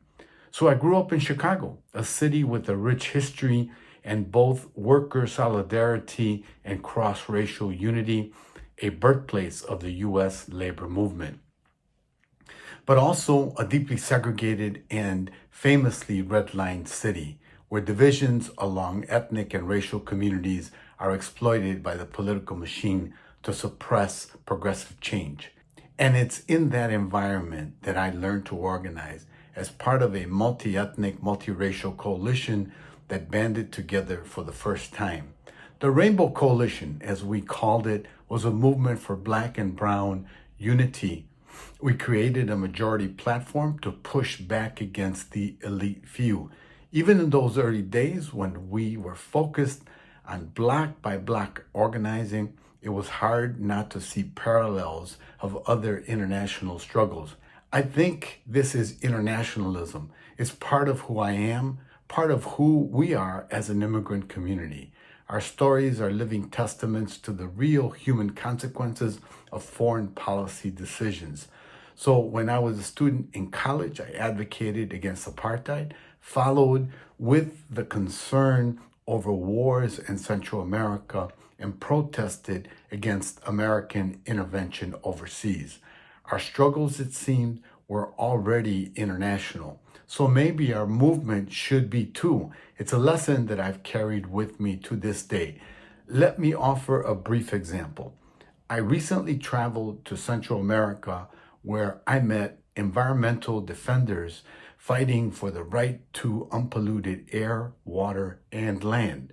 Shortly after I returned to the U.S., a report was published detailing how Latinos in Chicago are experiencing a drop in life expectancy.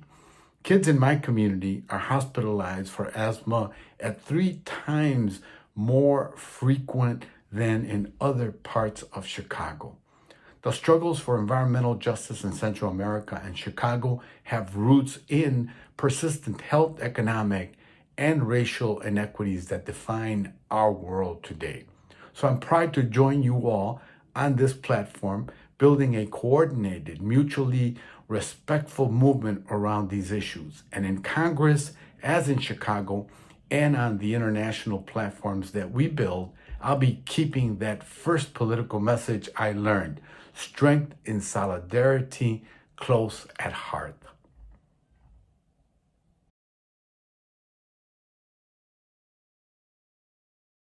Compañeros y compañeras, luchadores y luchadoras de los pueblos del mundo, reciban un saludo fraterno, combativo y revolucionario del Congreso de los Pueblos desde Colombia. Hoy queremos en esta oportunidad compartir con ustedes nuestro sentir de lucha desde las carreteras, desde las calles, desde las jornadas de protesta que precisamente en este momento estamos adelantando e impulsando, con el fin de continuar en la búsqueda y en la construcción de nuestros planes de vida, de nuestra autonomía territorial. Desde este espacio consideramos de vital importancia construir junto con ustedes alternativas de poder popular que nos conduzcan a un horizonte socialista para superar precisamente este proyecto capitalista patriarcal que tiene al límite no solamente a la humanidad, sino al planeta entero. Estamos convencidos y estamos convencidas que es precisamente desde estas construcciones que lograremos un planeta y una vida digna para todos los pueblos en el mundo. En este sentido, desde el Congreso de los Pueblos ratificamos con todos ustedes nuestra convicción y nuestro ejercicio de lucha cotidiano y permanente. Sabemos que desde los estados se viene reprimiendo, no solamente en Colombia, sino en muchos lugares del mundo, todos estos ejercicios de autonomía, de organización popular, de construcción alternativa. Pero hoy, desde este contexto, desde esta crisis humanitaria que estamos viviendo, seguimos enarbolando nuestras banderas de lucha y les seguimos invitando a construir desde el poder popular y desde la autonomía alternativas a este sistema. Así que desde Colombia y desde el Congreso de los Pueblos, nuestro compromiso con las luchas en Colombia y en todos los rincones del planeta.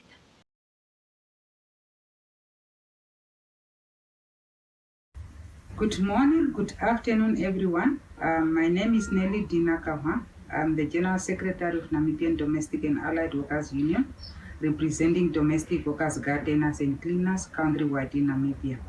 Our head office is based in Windhoek at the National Union of Namibian Workers, the Federation, the mother body. The challenges that our organization is facing currently now is the social protection regarding domestic workers, due to the fact that the majority of domestic workers in Namibia are not registered at Social Security Commissioner for them to get their benefit at the end of the day when they're going on their retirement. Our achievement at this current moment, the biggest achievement that we have now is the ratification of Convention 189, which is a decent work for domestic workers, and the Convention of Sexual Harassment at Workplace 190. So these two conventions, what we did at our current situation as an organization, we lobby the government, all the stakeholders in a support with a solidarity from IDWF, where the organization has been affiliated to. So we done a lot of demonstration, we done a lot of campaigns, we submitted a lot of petitions to our government, where our government come to adhere to the Labor Act to ratify this convention for the benefit of the domestic workers. So the convention is actually ratified in 2020 on the 10th of December, And then the implementation took place last year on 2021, last year in December. So in this regard, we really want to applaud the actual fact that our government is also hearing the cry of the domestic workers through the country, but with all the support from the Athletes Sisters Union under the umbrella of the National Workers Union, with the support from the International Domestic Workers Federation. This is what we achieved in Namibia so far. This is the good news that we can share with the other countries. So we are also here to support the other organization in terms of the conventions, lobby the government. We are also willing to share our strategy that we use to ratify these two conventions, how we convince our government to ratify the convention. Thank you very much and have a good day.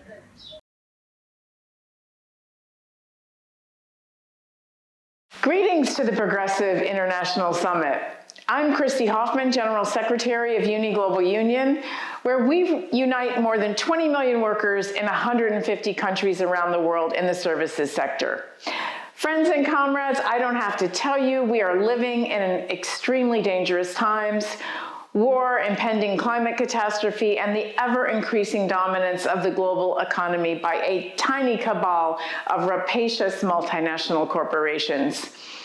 That's why we need each other more than ever. We need to globalize our struggles, form deep alliances, and fight back against global challenges. Our adversaries understand all too well the global nature of this fight. Multinational corporations play governments against each other as they lead a global race to the bottom, and the authoritarian right wing that seeks to destroy democracy and unions organizes globally. But our fight back is global too, and we will never win if we remain isolated in our own countries. That's UNI's mission, to unite workers around the world to build our power and win a just and livable future for our children and their children. And that's why we are so proud to partner with Progressive International to lead the Make Amazon Pay Coalition. Through our collective work, we've built a global movement to fight back, a global movement that says enough is enough, that we can do better. Amazon isn't the only villain in this global economy, but perhaps more than any other, this corporation epitomizes what is wrong with 21st century capitalism. Union busting and the promotion of precarious work, tax avoidance refined to an art form, abuse of data on a global scale that captures workers and consumers in its net, climate-killing business models that drive unnecessary consumerism, and monopoly capitalism that is inconsistent with any notion of democracy or fairness. Amazon is a threat to workers and their unions and to democracy writ large.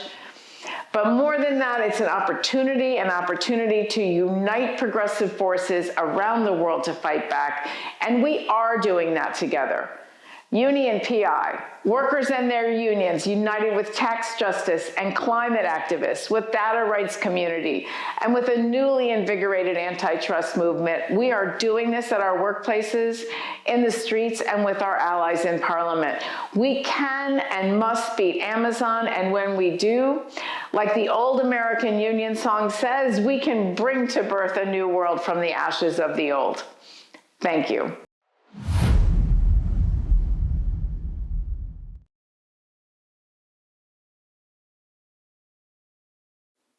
Greetings, comrades. My name is Coll McCail. I'm a Scottish activist and I sit on Scottish Labour's Executive Committee. 50 years ago to the day that I'm recording this, Jimmy Reid, whose name some of you will have heard and some of you won't have, gave perhaps Scotland's greatest speech, at least in my view. It was his rectorial address at Glasgow University which dealt with the subject of alienation. Jimmy Reid was a Glaswegian communist who in 1971 led the Upper Clyde shipbuilders Workin. The UCS Workin saw workers in 4 of the Clyde's largest shipyards take control of, occupy and operate their yards. It was the peak of Scottish industrial militancy. Faced with redundancy, the workers won their jobs back, state support for their factories, and with solidarity from across Scotland, triumphed over the British capitalist class and their vision for the market economy. It is imperative then that at the summit at the end of the world, Jimmy Reid's words on alienation are heard because of their importance for the Scottish left today as it battles division and hostility, but because if we are to build true socialist internationalism, then the concept of alienation is one we are going to have to get to grips with and ultimately overcome. Jimmy Reid defines alienation as the cry of men who feel themselves the victim of blind economic forces beyond their control. It is the frustration of ordinary people excluded from decision-making, the feeling of despair and hopelessness that pervades people who feel with justification that they have no real say in shaping or determining their own destinies. Our socialism then has to provide hope, but it has to be a hope rooted in the class contradictions of the present. Our socialism must be rooted in transformative change for the working class, in resolving the crises with which the many must contend. If we don't ground our politics in the mission of eliminating the scourge of hopelessness, then our internationalism is not true internationalism, for I worry it alienates those it aims to liberate. For Reid, alienation was a symptom of life under capitalism. It is expressed by those young people who want to opt out of society, by dropouts, the so-called maladjusted, said Reid, those who seek to escape permanently from the reality of society through intoxicants and narcotics. I include this line because 50 years after Reid said that, Scotland has the highest drug and alcohol death rate in Europe, and a quarter of our children live in poverty. These words then speak to the importance of our work today. Half a century of neoliberal individualism has infinitely worsened intergenerational poverty and its intrinsic links to addiction through persecution and criminalisation. But at today's summit, we set out to build a new world. We recognise that depression is a societal symptom of capitalism. If our new world, however, is to be different, if it is not to cultivate despair, our world must not set out to achieve an imagined abstract vision of the future, but to achieve as its primary goal an end to capitalist oppression as it exists right now, as it is felt across Scotland and the world. If our new world sets out to achieve an illusory theoretical conception of the future as opposed to one which is rooted in the class contradictions of today, and if we turn a blind eye to those contradictions, we risk enshrining global inequality in a world which aims to eliminate it. Jimmy Reid says that a rat race is for rats. We're not rats, we're human beings, points out Reid. There's perhaps no better way to encapsulate how the world we want to build breaks with the present, and indeed the responsibility which falls upon our shoulders. So I hope that this contribution has been valuable. Thank you very much for having me. Cheers.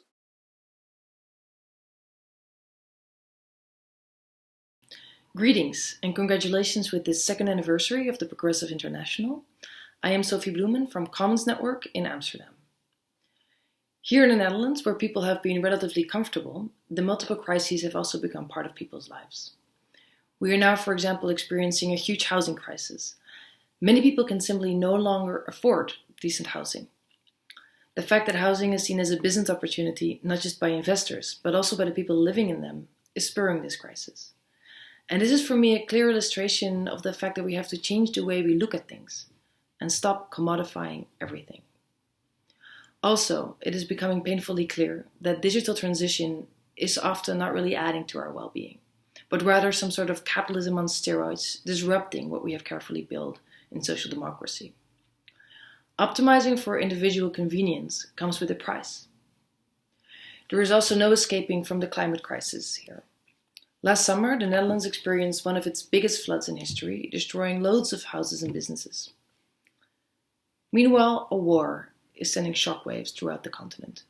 First and foremost, we would like to express our solidarity with the Ukrainian people, who are suffering due to the ambitions of large global interests.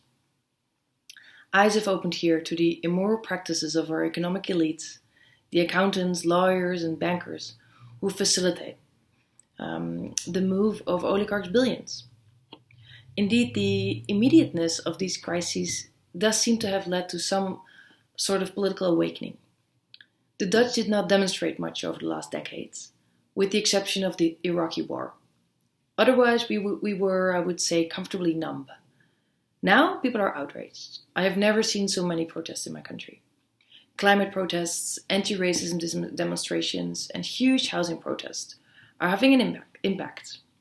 Also, a new intersectional radical left-wing party, spearheaded by people of color, has entered the parliament. And this all is hopeful, as are the convergences on the need for a new economy, inspired by the likes of the commons, degrowth, donut, and well-being economics. We are having renewed conversations on what should be public, what should be private, and what should be collectively or community-based. Conversations on how to unlearn the neoliberal habits of our daily lives. And the city of Amsterdam has been exploring this. And we expect the parties in the new progressive coalition that is now being formed to continue to work with this new economic thinking. And we as civil society will watch them closely and push them to come through. And we see this thinking being taken up in many European cities and beyond. And it is in this new municipalism of translocal change we believe there lies an opportunity. An opportunity to build a new economy beyond old frames. It is in this belonging beyond the nation state where we aspire to explore a post-growth economy centered on community, a strong public sector, around an ethic of care. And although this conference is named At the End of the World, it is hopeful to hear from other progressive movements across the world. Let's continue to inspire each other, to build upon each other's accomplishments, act in solidarity, and keep moving forward. All the best to you.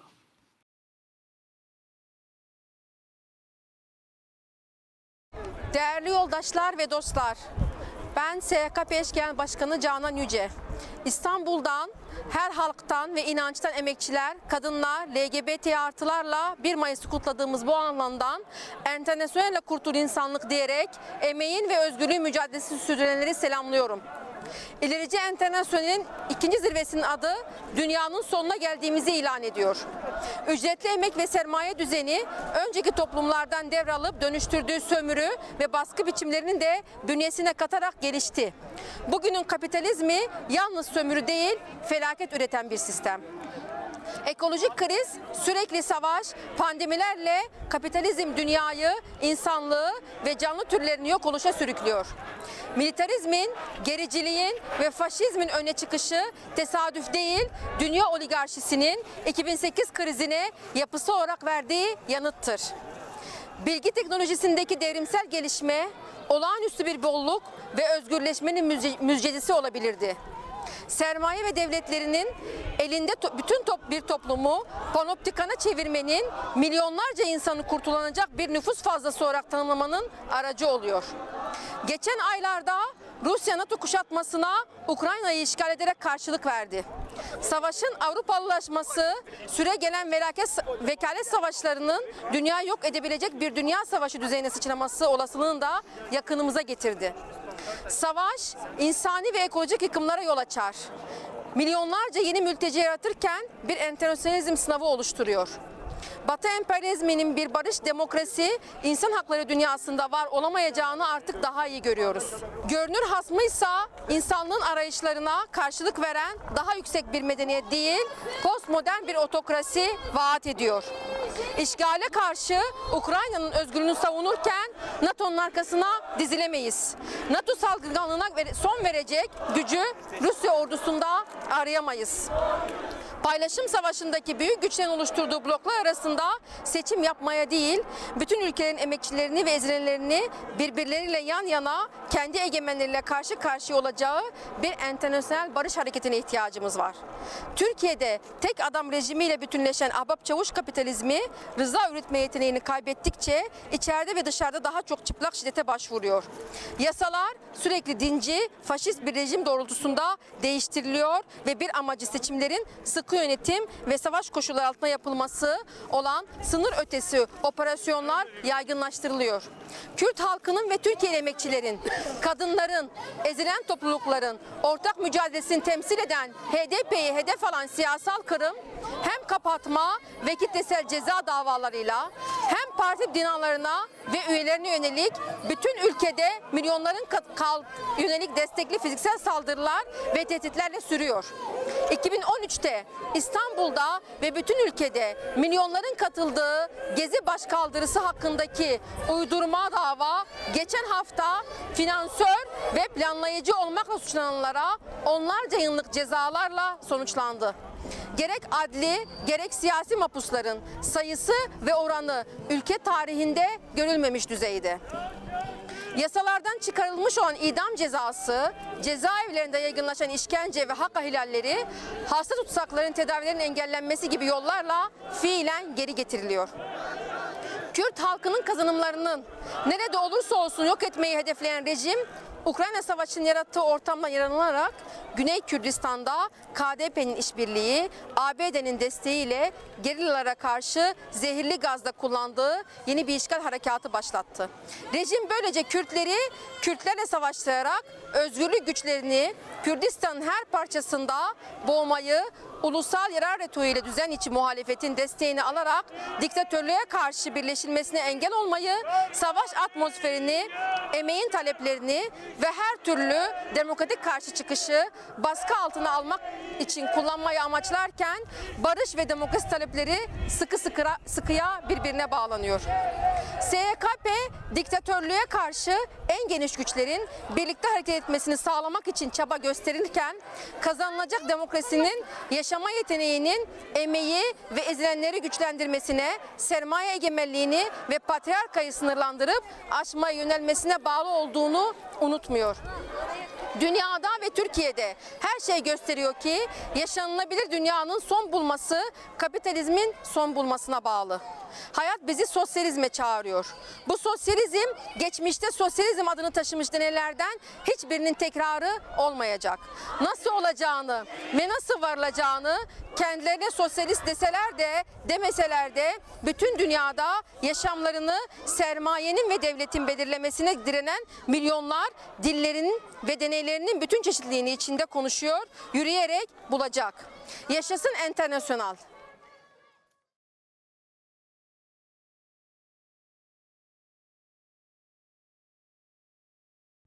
My name is Nick McWilliam. I'm a co-editor at Alvarado, which is a partner of the Progressive International. I also directed the documentary Santiago Rising, which came out last year about Chile's social uprising of 2019.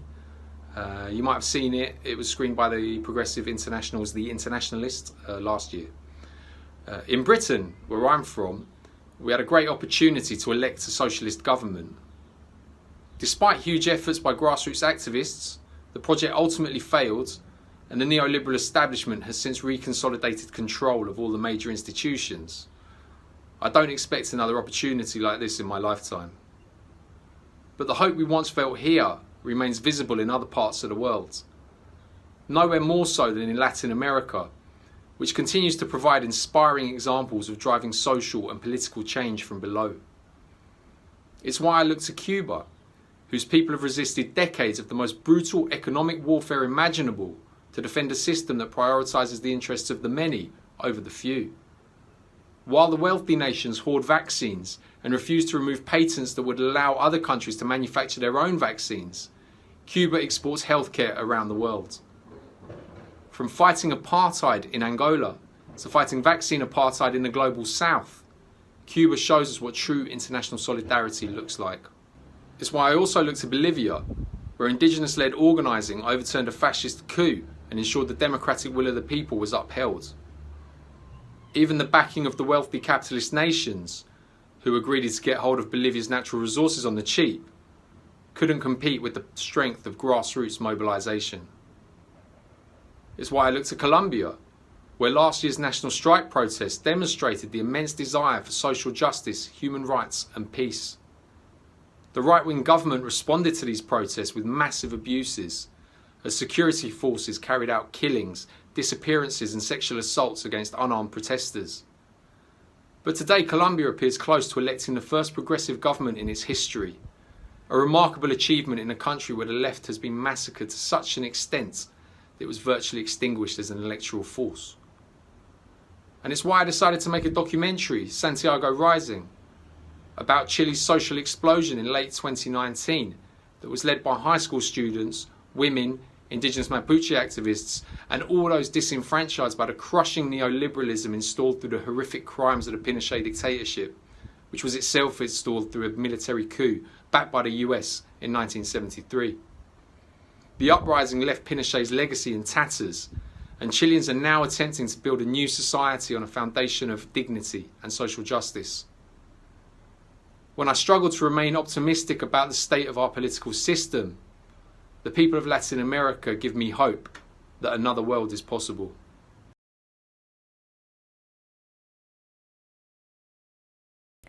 I am joining you today from the traditional and unceded territories of the Squamish, Musqueam, and Tsleil-Waututh peoples.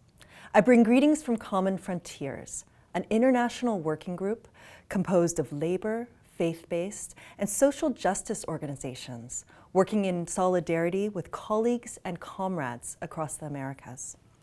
We are delighted to be a part of the second annual Summit of Progressive International, an important event bringing together so many inspirational people and organizations. Today, we face many crises: militarization, rising inequality, environmental devastation, and social and political polarization that characterizes so much of the global debate. Common Frontiers, like I am sure many of you, believes that international solidarity is the key, but that it is not just a slogan. It is an act of resistance, building international solidarity through struggle. In Canada, this means fighting for expanded public services, workers' rights, Indigenous struggles, countering the rise of the extreme right wing, and holding our government accountable when they put corporate interests ahead of human labor rights and, yes, even democracy. It also means standing with labor partners, such as the Federación Colombiana de Trabajadores de la Educación, who are continuing their work to develop public schools as territories of peace, at the same time as they mobilize to defend their right to free and fair elections in Colombia. We look forward to the rich discussion that will take place during the summit. But more importantly, we look forward to linking our struggles and moving beyond discussion and into collective action. Thank you.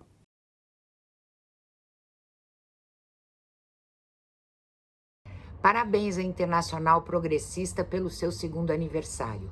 Aqui no Brasil e na América Latina, queremos e precisamos de paz e justiça social, cooperação e multilateralismo e respeito à nossa soberania. Como diz a convocatória dessa celebração, o velho mundo está morrendo e o novo é nosso para ser construído. Um grande abraço e mais uma vez parabéns.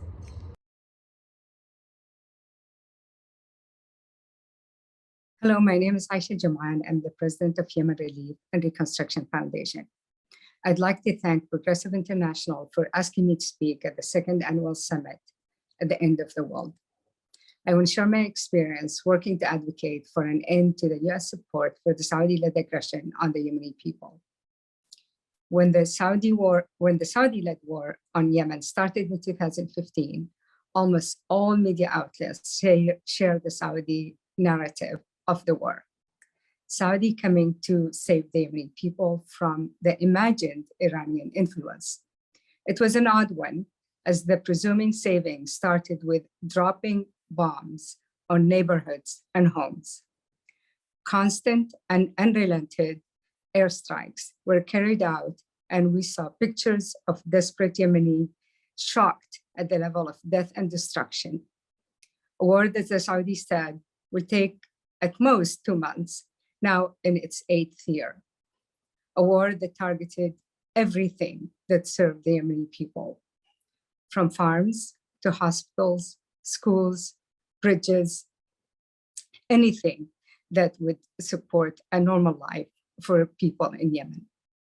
A war coupled with a blockade and the purposeful destruction of food sources in the country devised to starve the Yemeni people to punish them for not yielding to the aggressors. It was hard to counter the Saudi narrative because of the influence and money that was spent. Yet, it was important to speak up and act.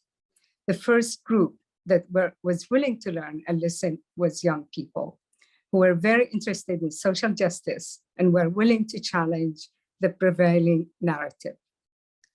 Over the years, a coalition of anti-war and peace activists was formed to educate the US public and politicians alike of the reality on the ground in Yemen and the level of destruction and the destructive role the US government was playing in Yemen. We've had major successes and some challenges. As we continue our struggle against big money and influence, we're confident that justice will prevail, and especially with the young people who are interested in truths and not with the special interest groups portrayed in the mainstream media. I'm hopeful that the future will be brighter with their leadership, and we should support them build a just world. Thank you very much again for allowing me the chance to speak to you.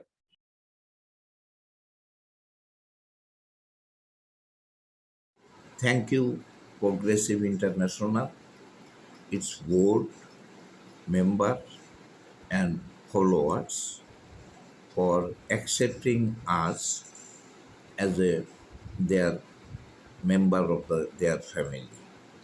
We, the National Government Workers Federation, we are really proud to become the member of the Progressive International, and we hope and we will try with our best to cooperate all our friends of the Progressive International. We, the National Government Workers Federation in Bangladesh, that is the oldest and largest trade union federation of government and textile workers in Bangladesh. In Bangladesh, 4.2 million workers are working. This is the largest and biggest industrial sector of the country, but the condition of the government workers is really very poor. Their monthly income is 96 to 100 US dollar, 92, 96 US dollar per month. So their other condition also not safe, and they actually do not have the trade union rights. So this is actually the reality. But we started from 1984 in this long journey. We have also some achievement. Once upon a time in the government sector, May Day as a national holiday, it was not following, but because of our struggle, now nearly 100% government workers, they are actually enjoying the May Day as a national paid holiday. In Bangladesh, festival bonus, that is the law and convention, but unfortunately in the government sector it was not following.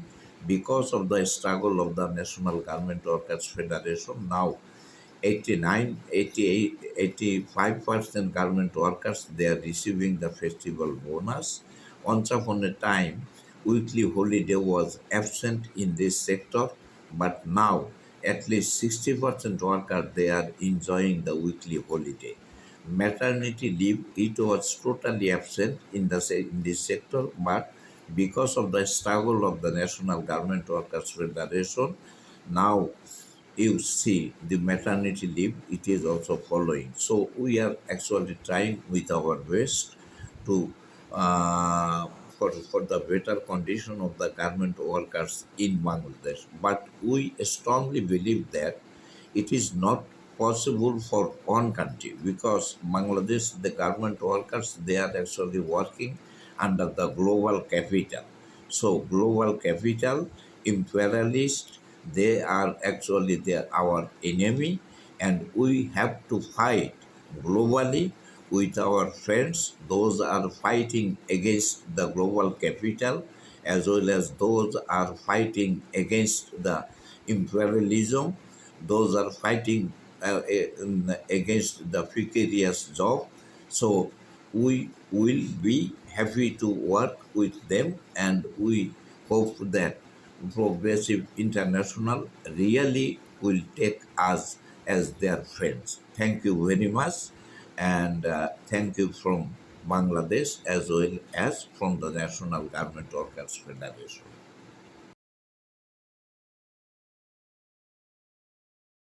That brings us to the end of day 2 of the Summit at the End of the World. Thank you so much to all of our speakers who've given us their time and energy. And thank you to all of you for joining us from around the world.